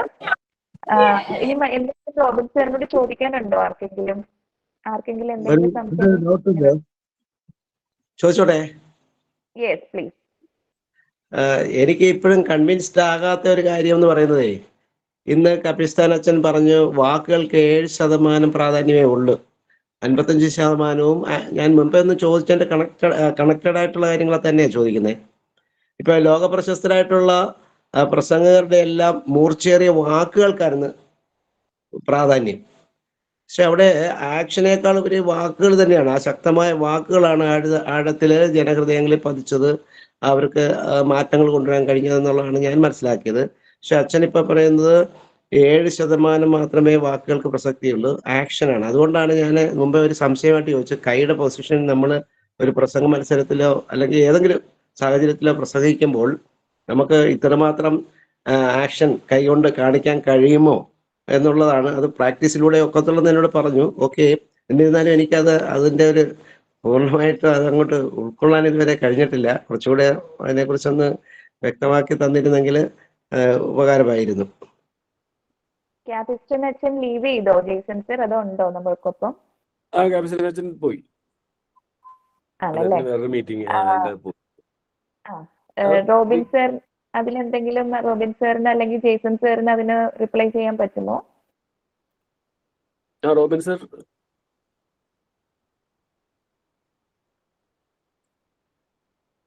അൺമ്യൂട്ട് ചെയ്യാതെ മ്യൂട്ട് ആണ് Robin sir. Oh sorry. Thank you ചേട്ടാ ഫോർ ദ ക്വസ്റ്റ്യൻ. എനിക്ക് അതിന്റെ ഒരു സയന്റിഫിക് ആയിട്ടുള്ള കാര്യം എനിക്ക് അറിയില്ല. അച്ഛൻ ഏത് തിയറി ഉപയോഗിച്ചിട്ടാണ് അത് പറയുന്നത് എനിക്കറിയില്ല. എനിക്ക് തോന്നുന്നു ഇപ്പൊ നമ്മൾ ഒരാളോട് സംസാരിക്കുമ്പോൾ ഇപ്പൊ നമുക്ക് ഒരു കോൺഷ്യസ് മൈൻഡ് ഉണ്ട്, ഒരു സബ് കോൺഷ്യസ് മൈൻഡ് ഉണ്ട്, ഒരു അൺകോൺഷ്യസ് ഉണ്ട്, പിന്നെ നമ്മളെല്ലാവരെയും കണക്ട് ചെയ്തൊരു കളക്റ്റീവ് അൺകോൺഷ്യസ് ഉണ്ട്. അപ്പോ ഈ നമ്മൾ പറയുന്ന വാക്കുകൾ പ്രധാനമാണ്. അതോടൊപ്പം തന്നെ നമ്മൾ ഒരു സിറ്റുവേഷനിലായിരിക്കും, ആ സിറ്റുവേഷൻ മുഴുവൻ, ആ ഒരു അറ്റ്മോസ്ഫിയർ മുഴുവൻ നമ്മളെ സ്വാധീനിക്കുമല്ലോ. അപ്പൊ തീർച്ചയായിട്ടും അവിടെയുള്ള നമ്മുടെ ബോഡി ലാംഗ്വേജ്, നമ്മുടെ ശരീരത്തിന്റെ ചലനം, ആ ബാക്ക്ഗ്രൗണ്ട്, ഇതെല്ലാം നമ്മളെ സ്വാധീനിക്കുന്ന കാര്യങ്ങളാണ്. അതിലൊരു പെർസെന്റേജ് കണക്ക് പറയാൻ എനിക്കറിയില്ല, ഞാൻ ആ തരത്തിൽ അതിനെ വിലയിരുത്തിയിട്ടില്ല. ഒരുപക്ഷെ നമ്മള് ഇപ്പം ഈ സിനിമയൊക്കെ എടുക്കുന്ന ആളുകൾ, ചില ആളുകൾ പറയുന്നത് കേട്ടിട്ടുണ്ട്, ഈ വിഷ്വൽ ലാംഗ്വേജ് വാക്കുകളെക്കാളും കുറച്ചുകൂടെ പവർഫുൾ ആണ്. പക്ഷെ അത് നമ്മളെ മൈൻഡിന്റെ ഒരു ഡീപ്പർ ലെവലില് വാക്കുകളെക്കാളും കൂടുതൽ പക്ഷേ ഇമേജസ് നമ്മളെ സ്വാധീനിക്കുന്നുണ്ടാകാം. നമ്മൾ പക്ഷെ അത്ര ഡീപ്പായിട്ട് നമ്മുടെ മൈൻഡിനെ മൈനിങ് ഒന്നും ചെയ്ത് നോക്കാത്തതുകൊണ്ടാണ് എന്തൊക്കെയാണ് നമ്മൾ സ്വാധീനിച്ചിട്ടുള്ളത് നമുക്ക് മനസ്സിലാക്കാൻ സാധിക്കാത്തത്. അപ്പൊ ചില സമയത്ത് ഞാൻ ചില ഡ്രോയിങ്സ് ഒക്കെ ചെയ്യുമ്പോൾ എനിക്കൊരു കാര്യം മനസ്സിലായിട്ടുണ്ട്. നമ്മള് വാക്കുകളിൽ നിന്ന് കേട്ടിട്ടുള്ളതിനേക്കാൾ കൂടുതൽ കാര്യങ്ങൾ നമ്മുടെ മനസ്സിന്റെ ആഴത്തിൽ കിടക്കുന്നത് പലപ്പോഴും ഇമേജസ് ആയി. അപ്പൊ ആ ഇമേജസ് നമ്മൾ വരയ്ക്കുമ്പോൾ നമ്മളെ ശരീരത്തിലൂടെ അറിയാതെ തന്നെ പുറത്തു വരും. പിന്നെ കാൾ യുങ്ങിനെ പോലെയുള്ള സൈക്കോളജിസ്റ്റുകൾ ആർക്കി ടൈപ്പ് എന്ന് പറയുന്ന ഒരു ഐഡിയക്ക് പറയും, ആദ്യ രൂപങ്ങൾ. അതായത് മനുഷ്യന്റെ മനസ്സിനെ അല്ലെങ്കിൽ സമൂഹത്തിന്റെ മനസ്സിനെ രൂപപ്പെടുത്തുന്നത് ആർക്കി ടൈപ്പുകളാണ് എന്നൊക്കെ പറയുന്നത്. അപ്പൊ ഇത് വളരെ കുറച്ച് കോംപ്ലിക്കേറ്റഡ് ആയിട്ടുള്ള ഏരിയ ആണ്. നമ്മളിപ്പോ അത്ര കോംപ്ലിക്കേറ്റഡ് ആകേണ്ട കാര്യമില്ല. വാക്കുകൾക്ക് ഇമ്പോർട്ടൻസ് ഉണ്ട്, വാക്കുകൾ മനുഷ്യരെ സ്വാധീനിക്കും, അത് വളരെ പവർഫുൾ ആണ്. പക്ഷെ താങ്കൾക്ക് അതിനെക്കുറിച്ച് കൂടുതലായിട്ട് അറിയണമെന്ന് ആഗ്രഹമുണ്ടെങ്കിൽ അപ്പൊ ഞാൻ ഈ പറഞ്ഞിട്ടുള്ള ചില ആളുകളുടെ ടെക്സ്റ്റുകളൊക്കെ വായിച്ചു കഴിഞ്ഞാൽ അതിന്റെ ഒരു സൈക്കോളജിയൊക്കെ കുറച്ചുകൂടെ മനസ്സിലാവും. Thank you. സാറ് ചോദിച്ച ഒരു ചോദ്യത്തിന് ഞാൻ റോബിൻ സാർ പറഞ്ഞതിനോട് ആഡ് ചെയ്യാനായിട്ട് പറയുകയാണെങ്കിൽ ഇപ്പൊ ഇതില് ബേസിക്കലി ഒരു പർട്ടിക്കുലർ ഈ percentage. Thank you Robin sir. പിന്നെ പെർസെന്റേജിലാണ് സാറിന്റെ ക്വസ്റ്റ്യൻ ഇരിക്കുന്നത്. അതില് ഒരു കാര്യമുള്ളത്, വാക്കുകൾക്ക് ശക്തിയുണ്ട്. രാജു സാർ പറഞ്ഞത് വളരെ കറക്റ്റായ കാര്യമാണ്. വാക്കുകൾക്ക് ശക്തിയുണ്ട്. അതിനുള്ള ഏറ്റവും വലിയ തെളിവാണ് നമ്മുടെ ക്യാപിസ്റ്റൻ അച്ഛന്റെ സ്വകാര്യം എന്ന് പറയുന്ന ശബ്ദരേഖ. അതൊരു 2 മിനിറ്റ് ശബ്ദരേഖയാണ് എല്ലാ ദിവസവും നമ്മൾ എല്ലാവരും കേൾക്കുന്നത്. അതിൽ നമ്മൾ വേറൊന്നും കാണുന്നില്ല. എങ്കിൽ പോലും വാക്കുകളുടെ ശക്തി കൊണ്ടും അച്ഛന്റെ ശൈലി കൊണ്ടുമാണ് അത് ഇത്ര പ്രശസ്തമായിരിക്കുന്നത്. അപ്പൊ ആശയങ്ങൾക്കും വാക്കുകൾക്കും അതിന്റെ ശൈലിക്കും ഒക്കെ പ്രാധാന്യമുണ്ട്. പിന്നെ തിയറിറ്റിക്കലി അച്ഛൻ അത് പറഞ്ഞതേ ഉള്ളൂ. അച്ഛൻ മാസ് കമ്മ്യൂണിക്കേഷനിലെ ഒരു ഗോൾഡ് മെഡലിസ്റ്റ് ആണ് യൂണിവേഴ്സിറ്റിയിലെ. അപ്പൊ അച്ഛൻ തിയറി അത് പറഞ്ഞതേ ഉള്ളൂ. പക്ഷെ അതിന് പ്രാക്ടിക്കലി വരുമ്പോൾ അതിന് വ്യത്യസ്തത ഉണ്ടാവാം. അതിന്റെ വാക്കുകളുടെ ശക്തി ഉണ്ടാവാം, വോയിസ് ടോണിന് ശക്തിയുണ്ട്. അതുപോലെ തന്നെ നമ്മളിപ്പം നേരിട്ട് നടത്തുന്ന ഒരു പ്രഭാഷണമാണെങ്കിൽ നമ്മുടെ പോസ്റ്ററിനും ശക്തിയുണ്ട്. ഇപ്പൊ റോബിൻ സാർ പറഞ്ഞ പോലെ ബാക്ക്ഗ്രൗണ്ടിന് ശക്തിയുണ്ട്. ഓരോ ഫാക്ടറിനും അതിൻ്റെതായ ഇമ്പാക്റ്റ് നമ്മുടെ പ്രസംഗത്തിലുണ്ട്. ഏറ്റവും പ്രധാനം നമ്മൾ സ്വന്തമായ ശൈലി രൂപീകരിക്കുക എന്നുള്ളതാണ്. നമ്മൾ തന്നെ നമ്മുടെ മോഡല് നമ്മൾ തന്നെ വികസിപ്പിച്ചെടുക്കുക. മറ്റൊരാളെ പോലെ ആകാതെ ഇരിക്കുക. നമ്മുടെ വാക്കുകളുടെ ശൈലിയും നമ്മുടെ വാക്കുകളുടെ കനവും നമ്മൾ തന്നെ സൃഷ്ടിച്ചെടുക്കുക എന്നുള്ളതാണ് എനിക്ക് തോന്നുന്നത്. ഇനി മറ്റാർക്കെങ്കിലും എന്തെങ്കിലും ചോദ്യം ഉണ്ടോ? ഹലോ. രാജു സാറിന്റെ ക്വസ്റ്റ്യൻ വളരെ പ്രധാനപ്പെട്ട ഒരു ക്വസ്റ്റ്യൻ ആണത്. അപ്പൊ അതില് ബേസിക്കലി നോക്കുകയാണെന്നുണ്ടെങ്കിൽ ഇതൊരു ഡോക്ടർ ആൽബർട്ട് മെഹർബൈൻ എന്നുള്ള ഒരു അദ്ദേഹത്തിന്റെ പഠനത്തിൽ നിന്നാണ് ഈ 55% ബോഡി ലാംഗ്വേജിന്റെ ഒരു നിയമം ഉരുത്തിരിഞ്ഞു വന്നത്. അപ്പം അതിൽ അദ്ദേഹം പറയുന്ന 55% ശരീരഭാഷയും 38% സംസാര ശൈലിയും 7% വാക്കുകൾ എന്നുള്ളതാണ്. പക്ഷെ ഇപ്പൊ നമ്മൾ ശരിക്കും പ്രധാനപ്പെട്ട ആളുകളുടെ പ്രസംഗങ്ങളൊക്കെ നോക്കുകയാണെന്നുണ്ടെങ്കിൽ അതെല്ലാം കാണുന്നത് അവരുടെ മൂർച്ചയേറിയ വാക്കുകൾ തന്നെയാണ് ശരിക്കും പറഞ്ഞ ചേഞ്ചസ് ഉണ്ടാക്കിയിരിക്കുന്നത്. But some people like for example Adolf Hitler, അദ്ദേഹത്തിന്റെ പ്രസംഗം നോക്കുകയാണെന്നുണ്ടെങ്കിൽ മോർ ദാൻ ഇപ്പൊ ആർക്കെങ്കിലും സമയം കിട്ടുകയാണെങ്കിൽ ജസ്റ്റ് ഒന്നൊരു അറിയുവാൻ വേണ്ടി ഒന്ന് ജസ്റ്റ് ഒന്ന് നോക്കുന്നത് നല്ലതായിരിക്കും. അദ്ദേഹത്തിന്റെ പ്രസംഗത്തിൽ ഒരു പ്രത്യേക കണ്ടിരിക്കുന്നത് കണ്ടന്റ് എന്തെങ്കിലും അദ്ദേഹത്തിന്റെ ആ ഒരു body language, the way in which he expresses, അത് ഒരു ഭയങ്കര ഒരു ഇൻസ്പയറിംഗ് ആണത്. ആളുകളെ ശരിക്കും പറഞ്ഞാൽ മാറ്റിമറിക്കുന്ന ഒരു കാര്യമാണ്. സോ ഇപ്പൊ ജിഷ പറഞ്ഞതുപോലെ തന്നെ it all depends depends on the situation, depends on the stage, depends on the people who are receiving it. ഇതിനെല്ലാം പ്രധാനപ്പെട്ടിരിക്കും. പക്ഷെ ഈ ഒരു തിയറി നോക്കുകയാണെന്നുണ്ടെങ്കിൽ may be A 1-to-1 communication ഒരു സ്മോൾ ഗ്രൂപ്പ് കമ്മ്യൂണിക്കേഷനിൽ ഇത് ചിലപ്പോൾ കുറേയും കൂടി ഇമ്പോർട്ടന്റ് ആയിട്ട് വരും എന്നുള്ളതാണ് എനിക്ക് തോന്നുന്നത്. Body language like 1-to-1 importance. ഇപ്പൊ നമ്മൾ വളരെ സങ്കടത്തോടെ ഇരുന്നിട്ട് നമ്മൾ ചിരിച്ച് നമ്മൾക്ക് കാര്യങ്ങൾ പറയാനായിട്ട് ബുദ്ധിമുട്ടായിരിക്കുമല്ലോ. അപ്പൊ അതുപോലെ നമ്മുടെ ശരീരഭാഷ നമ്മൾ വളരെ ദുഃഖത്തിലിരിക്കുമ്പോഴേക്കും നമുക്ക് എങ്ങനെ ഒരു വളരെ പ്ലസന്റ് ആയിട്ട് ഒരു കാര്യം അവതരിപ്പിക്കുവാനായിട്ട് പറ്റുക. അപ്പൊ ഒരു പബ്ലിക് സ്പീക്കിങ്ങിൽ ഐ തിങ്ക് എല്ലാത്തിനും അതിൻ്റെതായിട്ടുള്ള പ്രാധാന്യം ഉണ്ട് എന്നുള്ളത് തന്നെയാണ്. സാറിന്റെ സംശയം വളരെ കറക്റ്റാണ്. അപ്പൊ അച്ഛന്റെ ഒരു ശൈലി എന്ന് പറയുകയാണെങ്കിൽ കൂടുതലും അച്ഛനത് പ്രത്യേകിച്ച് പറഞ്ഞായിരുന്നു. അച്ഛന്റെ ശൈലി എന്ന് വെച്ചിട്ടുണ്ടെങ്കിൽ ആ ഒരു ഇത് പതുക്കെ ഒരാളോട് സംസാരിക്കുന്ന രീതിയിലാണ് അച്ഛൻ്റെ മിക്ക കാര്യങ്ങളും അച്ഛൻ ഇത് ചെയ്യുന്നത്. അത് വളരെ പ്രസിദ്ധമായിട്ടുള്ളതുമാണ് അത്. സോ അത് ഡസന്റ് മീൻ ദാറ്റ് അത് തന്നെയാണ് കറക്റ്റ് ആണെന്നുള്ളത് ആവണമെന്നില്ല. പക്ഷെ ഇങ്ങനെ ഒരു സ്റ്റഡി ഉണ്ട്. പക്ഷെ ആ സ്റ്റഡി വന്നിട്ട് എപ്പോഴും വന്നിട്ട് ആളുകൾ അതിന് ഇത് ചെയ്തുകൊണ്ടിരിക്കുന്നതാണ്. ലൈക്ക് ഇപ്പൊ സാറിന് ചോദിച്ച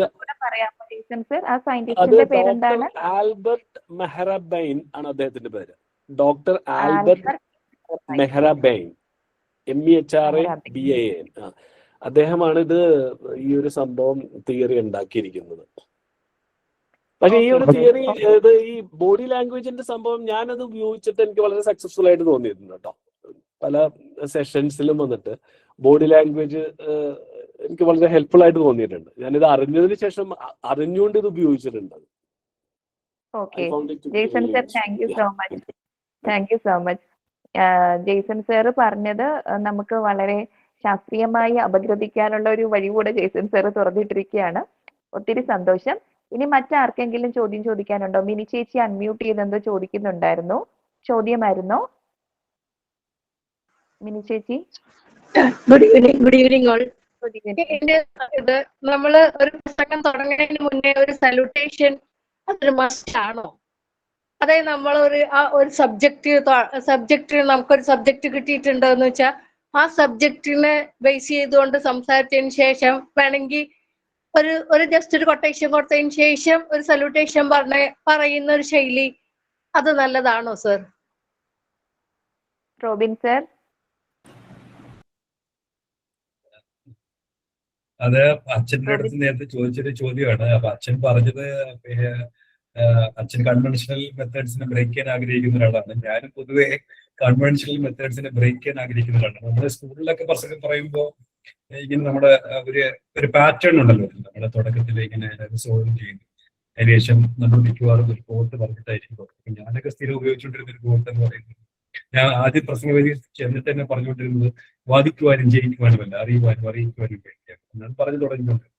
ശ്രീനാരായണ ഗുരു ആലുവയിൽ നടന്ന സർവമത സമ്മേളനത്തിന്റെ കവാടത്തിൽ എഴുതി വെച്ചിരുന്ന ഒരു വാചകമാണ്. അപ്പൊ നമ്മള് സ്കൂളിലും കോളേജിലും ഒക്കെ പഠിക്കുമ്പോൾ ഒരു സക്സസ്ഫുൾ ആയിട്ടുള്ള ഒരു സാധനമായിട്ട് തോന്നിയിട്ടുണ്ട്. പെട്ടെന്ന് ആളുകളുടെ അറ്റൻഷൻ ക്യാച്ച് ചെയ്യാൻ പറ്റും, ജഡ്ജസിനെ കുറച്ച് ഇംപ്രസ് ചെയ്യാൻ പറ്റും. പക്ഷെ പിന്നീട് നമ്മൾ കുറച്ചുകൂടെ മെച്ചുവേർഡായി ഇങ്ങനെ വരുമ്പോഴത്തേക്കും നമ്മൾ അത്തരത്തിൽ ഉള്ള വാർപ്പ് മാതൃകകൾ പിന്തുടരുന്നതിനേക്കാൾ നമുക്ക് പറയാനുള്ള ആശയങ്ങൾ എത്ര ലളിതമായി പറയാമോ, നമ്മുടെ ഒരു ശൈലിയിൽ നിന്നുകൊണ്ട് പറയാമോ, ആ ഒരു സാഹചര്യത്തിനനുസരിച്ച് എന്താണ് ഡിമാൻഡ് ചെയ്യുന്നത് എന്നുള്ള തരത്തിൽ നമ്മുടെ വ്യക്തിപരമായി അതിനൊരു ഉത്തരം കണ്ടുപിടിക്കുന്നതായിരിക്കും നല്ലതെന്നാണ് എനിക്ക് തോന്നുന്നത്. എനിക്ക് തോന്നുന്നു ചിലപ്പോൾ നമ്മൾ ഈ സ്കൂൾ കുട്ടികളോടൊക്കെ സംസാരിക്കാൻ പോകുമ്പോൾ ചിലപ്പോൾ ഇതുപോലെയുള്ള കൊട്ടേഷൻസോ അല്ലെങ്കിൽ കഥകളൊക്കെ പറയുന്നത് കുറച്ച് നല്ലതായിരിക്കും. പക്ഷെ കുറച്ചുകൂടെ മെച്ചുവേർഡ് ആയിട്ടുള്ള ഓഡിയൻസ്, കുറച്ച് പ്രായമായിട്ടുള്ള ആളുകളുണ്ട്, അത്തരത്തിലുള്ള സാഹചര്യങ്ങളിൽ അങ്ങനെയുള്ള കൊട്ടേഷൻസിന്റെ ഒരു ആവശ്യമുണ്ട് എന്ന് എനിക്ക് തോന്നുന്നില്ല. പിന്നെ അതൊരു വ്യക്തിപരമായിട്ടുള്ള ചോയ്സാണ്. നമ്മുടെ പ്രസംഗത്തിന്റെ ഒരു ശൈലി എന്തായിരിക്കണമെന്ന് നമ്മൾ രൂപപ്പെടുത്തുന്നതിന്റെ ഭാഗമായി നമ്മൾ കണ്ടുപിടിക്കേണ്ട ഒരു സംഗതിയാണെന്നാണ്. പക്ഷേ ഇപ്പൊ വ്യക്തിപരമായിട്ട് ഞാൻ സ്കൂളിലും കോളേജിലും ഒക്കെ കോഴ്സ് നിരവധി പറയുമായിരുന്നു. പക്ഷെ ഇപ്പൊ എനിക്ക് അതങ്ങനെ പറയുന്നതിനോട് വലിയ താല്പര്യം തോന്നിയിട്ടില്ല. താങ്ക് യു ഫോർ ഈ question aunty. Thank you Robin sir. ചോദിച്ചത് അത് തന്നെയാണോ? മിനി ചേച്ചി ചോദിച്ചത് ഈ സല്യൂട്ടേഷനെ പറ്റി ചോദിച്ചായിരുന്നു. അതാ മിനി ചേച്ചി ചോദിച്ചതിന് ആൻസർ കിട്ടിയായിരുന്നോ? ഞാൻ ഉദ്ദേശിച്ചത് ഈ സല്യൂട്ടേഷനിൽ ഞാൻ ഉദ്ദേശിച്ചത് നമ്മള് ആദ്യം ഒരു ബഹുമാനപ്പെട്ട അതാണ് ഞാൻ ഉദ്ദേശിച്ച സല്യൂട്ടേഷൻ. അപ്പൊ സല്യൂട്ടേഷന് മുമ്പേ ഞാൻ വലിയ പ്രാസംഗികമൊന്നും അല്ല, എങ്കിലും ഞാൻ ചെല്ലുമ്പോ ഞാൻ എന്തെങ്കിലും ഒരു ഇത് സംസാരിച്ചതിന് ശേഷം അപ്പൊ നമുക്ക് കിട്ടിയിരിക്കുന്ന ഒരു സബ്ജക്റ്റ് ആണെങ്കിൽ ആ സബ്ജക്റ്റിനെ പറ്റിയുള്ള ഒരു ചെറിയൊരു നോട്ട് പോലെ കൊടുത്തിട്ടാണ് ഞാൻ പ്രിയ ബഹുമാനപ്പെട്ട അല്ലെങ്കിൽ വേദിയിലിരിക്കുന്നവരെ അങ്ങനെ പറയുക. അപ്പൊ അത് ആ ഒരു ശൈലി ഞാൻ ഫോളോ ചെയ്യുന്ന ഒരു ശൈലിയാണ്. അപ്പൊ അതാണോ നല്ലത്, അതെ സല്യൂട്ടേഷന് ശേഷം അതിനെ കുറിച്ച് ഇത് പറയുന്നതാണോ നല്ലത് എന്നാണ് ഞാൻ ഉദ്ദേശിച്ചത്. സോറി, ഞാൻ ക്വസ്റ്റ്യൻസ് എനിക്ക് ക്ലിയർ ആയില്ല. അപ്പൊ സല്യൂട്ടേഷൻ വാക്യം മിസ് ചെയ്തതാണ് പ്രശ്നമായത്. ആ സല്യൂട്ടേഷന്റെ കാര്യത്തിൽ ഈ നേരത്തെ പറഞ്ഞ കാര്യം തന്നെയാണ്, നമ്മളൊരു ഇൻഡിവിജ്വൽ ആയിട്ട് എടുക്കേണ്ട ഒരു ചോയ്സ് ആണ്. അത് ചേച്ചിക്ക് അങ്ങനെ ഉപയോഗിക്കുമ്പോൾ അത് വർക്ക് ആവുന്നുണ്ടെങ്കിൽ അത് ഫോളോ ചെയ്യുന്നതുകൊണ്ട് തെറ്റൊന്നുമില്ല. ഓഡിയൻസിന്റെ റെസ്പോൺസും കൂടെ കേട്ടിട്ട് തീരുമാനിക്കാൻ നല്ലതായിരിക്കുന്നു. അപ്പൊ ചില സ്ഥലത്തൊക്കെ പ്രസംഗിക്കാൻ പോകുമ്പോൾ പ്രസംഗം കഴിഞ്ഞിട്ട് ചിലപ്പോൾ വേണമെങ്കിൽ ഓഡിയൻസിൽ 1-2 പേരോട് ചോദിക്കാം, ഞാൻ ആ സല്യൂട്ടേഷന് മുമ്പ് അങ്ങനെ പറഞ്ഞത് എങ്ങനെ ഉണ്ടായിരുന്നു, ഇൻട്രസ്റ്റിംഗ് ആയിരുന്നു, അതോ അതല്ലാതെ പറയുന്നതാണോ, അങ്ങനെ ഇടയ്ക്ക് ഫീഡ്ബാക്ക് എടുക്കുന്നത് നല്ലതായിരിക്കും. അപ്പൊ ഫീഡ്ബാക്ക് ഡയറക്റ്റ് ചോദിക്കണമെന്നില്ല, നമുക്ക് അല്ലാത്ത രീതിയിലും ഫീഡ്ബാക്ക് മനസ്സിലാക്കി എടുക്കാനുള്ള ചില മാർഗങ്ങളുണ്ട്. അപ്പൊ ആ രീതിയിലൂടെ നമുക്കത് മനസ്സിലാക്കാവുന്നതാണ്. അപ്പൊ അത്തരത്തിലുള്ള ചില നമ്മുടെ എക്സ്പീരിയൻസിൽ നിന്ന് തന്നെ നമ്മൾ ലേൺ ചെയ്യുന്നതായിരിക്കും നല്ലതെന്ന് തോന്നുന്നു. അപ്പൊ ഐഡിയൽ ആയിട്ടൊരു മെത്തേഡെന്ന് ഇതാണ് പ്രസംഗത്തിന്റെ മെത്തേഡെന്ന് ഇപ്പൊ ആർക്കും അങ്ങനെ ഡിഫൈൻ ചെയ്യാനൊന്നും പറ്റില്ല.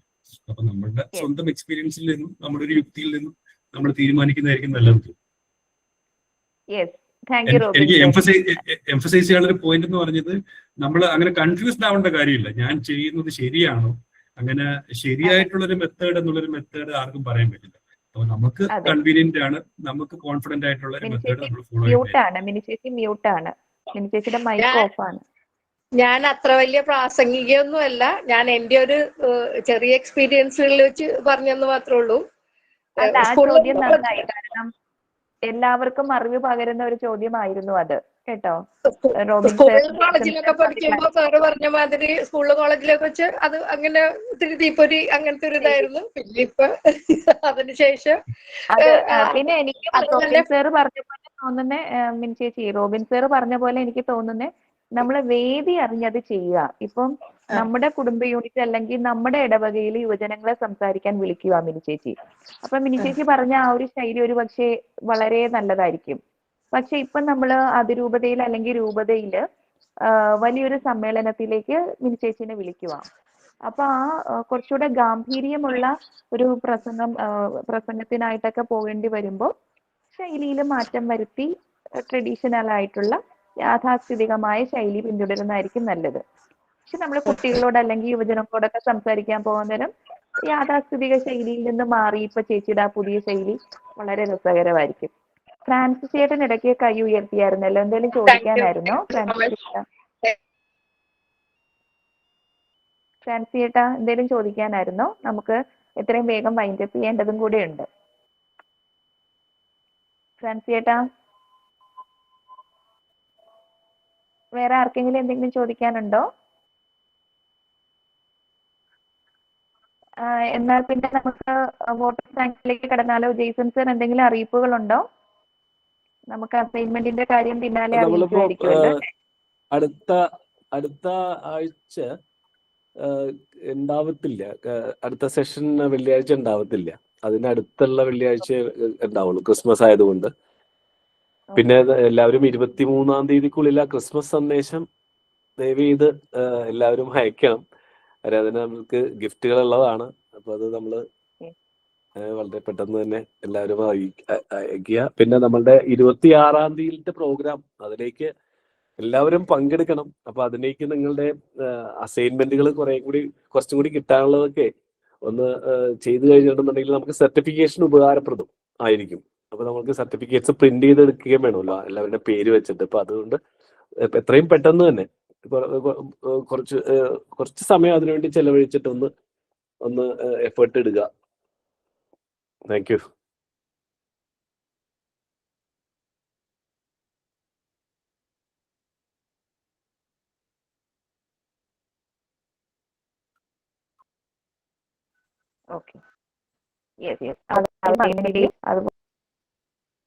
അങ്ങനെയാണെന്നുണ്ടെങ്കിൽ നമുക്ക് നന്ദി പ്രകാശനത്തിലേക്ക് കടക്കാം. മറിയാമ്മ ചേച്ചി, മറിയാമ്മ ടോജോയാണ് നമുക്കായി നന്ദി അർപ്പിക്കുന്നത്. മറിയാമ്മ ചേച്ചിയെ സ്നേഹപൂർവ്വം ക്ഷണിക്കുന്നു.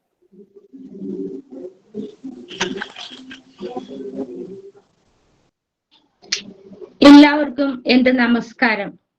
ബഹുമാനപ്പെട്ട വൈദികരെ, ബഹുമാനപ്പെട്ട സിസ്റ്റേഴ്സ്, പ്രിയപ്പെട്ട പരിശീലകരെ, സ്നേഹമുള്ള സഹോദര സഹോദരന്മാരെ, ഈ അനുഗ്രഹീതമായ മോഡൽസ് ഓഫ് സ്പീച്ച് പ്രസംഗ പരിശീലന പരിപാടിയുടെ സമാപന വേളയിൽ നന്ദി അറിയിക്കുവാനുള്ള അവസരം ലഭിച്ചതിൽ ഞാൻ ദൈവത്തോട് ഹൃദയം നിറഞ്ഞ നന്ദി പറയുന്നു.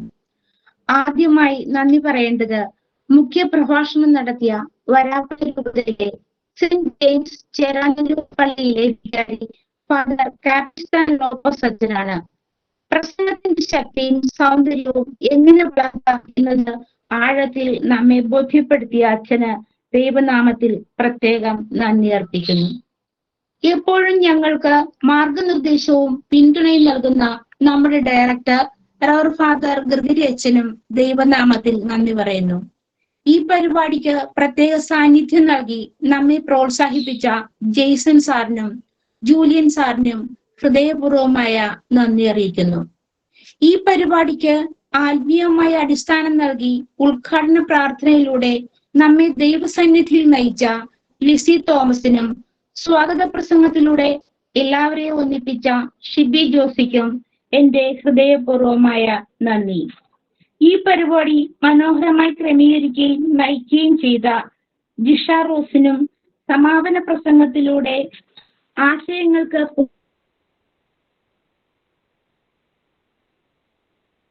പൂർണ്ണം നൽകിയ റോബിൻ ടൈറ്റസിനും ഞാൻ നന്ദി അറിയിക്കുന്നു. എല്ലാ കോർഡിനേറ്റേഴ്സിനും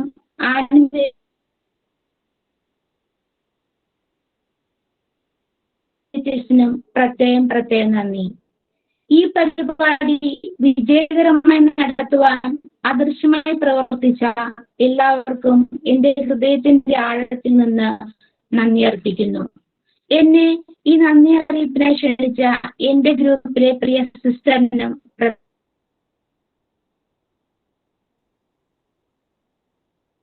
പ്രത്യേകം നന്ദി. ഈ പരിശീലനത്തിലൂടെ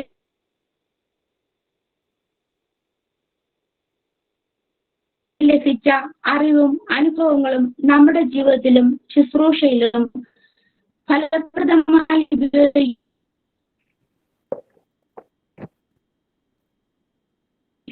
ദൈവം നമ്മെ അനുഗ്രഹിക്കട്ടെ എന്ന്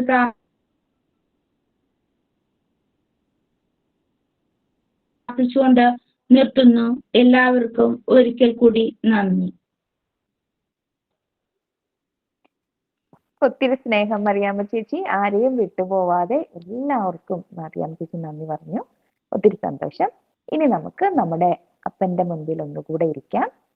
നമ്മളെ ഇത്രയും നേരം വളരെ ഭംഗിയായി അപ്പൻ ബുദ്ധി തന്നു, പരിശുദ്ധാത്മാവിനെ നൽകി, കേൾക്കാനുള്ള കാര്യങ്ങളെ ഗ്രഹിക്കാനുള്ള മനസ്സ് നൽകി നമ്മളെ അനുഗ്രഹിച്ചു. നമുക്ക് നന്ദി പ്രാർത്ഥനയ്ക്കായിട്ട് ഒരുങ്ങാം. അതിനായിട്ട് സ്നേഹാബോധനെ സ്നേഹത്തോടെ ക്ഷണിക്കുന്നു. സ്നേഹ അറിവുകൾ സമ്പന്നമാക്കിയ ഈ സായാഹ്നത്തിന് സർവേശ്വരന് നന്ദി. 2-3 പേർ എന്റെ നാമത്തിൽ ഒരുമിച്ച് കൂടുന്നിടത്ത് അവരുടെ മധ്യേ ഞാൻ ഉണ്ടായിരിക്കും എന്നരുൾ ചെയ്ത കർത്താവായ ഈശോയെ, ഈ കൂട്ടായ്മയിലുള്ള അങ്ങയുടെ സാന്നിധ്യം ഞങ്ങൾ വിശ്വസിക്കുന്നു.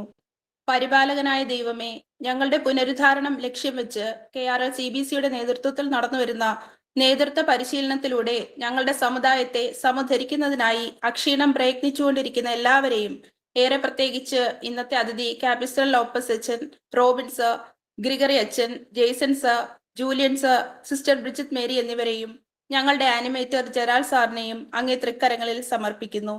ഇന്നിപ്പോൾ ഈ മീറ്റിംഗിൽ പങ്കെടുത്തുകൊണ്ടിരിക്കുന്ന എല്ലാവരെയും, പരിശീലന പരിപാടിയിൽ അംഗങ്ങളായവരെയും ഇതിന്റെ ഭാഗമാകാൻ കഴിയാത്തവരെയും സമൃദ്ധമായി അനുഗ്രഹിക്കണമേ. യേശുവേ, ഞങ്ങൾക്ക് ലഭിച്ച അറിവുകളും ഈ പരിശീലനത്തിലൂടെ ലഭിച്ച ധൈര്യവും കഴിവും പൂർണ്ണമായും അലസത കൂടാതെ സമുദാരണത്തിനായി ഉപയോഗിക്കാൻ ഞങ്ങളെ അനുഗ്രഹിക്കണമേ. ഇനിയും അനേകർക്ക് അനുഗ്രഹമായി മാറാൻ ഞങ്ങളെ നയിക്കുന്ന എല്ലാവരെയും കനിഞ്ഞ് അനുഗ്രഹിക്കണമേ. ഈ പ്രാർത്ഥനയോടെ നമുക്ക് പരിശുദ്ധ അമ്മയുടെ മാധ്യസ്ഥം യാചിക്കാം. നന്മ നിറഞ്ഞ മറിയമേ സ്വസ്തി, കർത്താവ് അങ്ങയോടുകൂടെ സ്ത്രീകൾ അങ്ങ് അനുഗ്രഹിക്കപ്പെട്ടവളാകുന്നു. അങ്ങയുടെ ഉദരത്തിൻ ഫലമായ ഈശോ അനുഗ്രഹിക്കപ്പെട്ടവനാകുന്നു. പരിശുദ്ധ മറിയമേ, തമ്പുരാന്റെ അമ്മേ, പാപികളായ ഞങ്ങൾക്ക് വേണ്ടി ഇപ്പോഴും ഞങ്ങളുടെ മരണസമയത്തും തമ്പുരാനോട് അപേക്ഷിച്ചുകൊള്ളണമേ. ആമേൻ. പിതാവിനും പുത്രനും പരിശുദ്ധാത്മാവിനും സ്തുതി. അതുപോലെ ഇപ്പോഴും എപ്പോഴും എന്നേക്കും ആമേൻ. ഈശോ മിശിഹായ്ക്ക് സ്തുതിയായിരിക്കട്ടെ.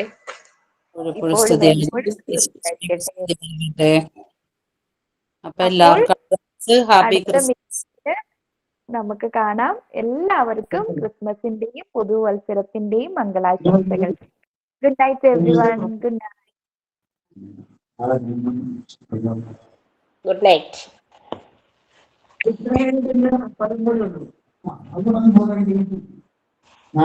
Happy Christmas and happy new year. എല്ലാവർക്കും happy Christmas and happy new year.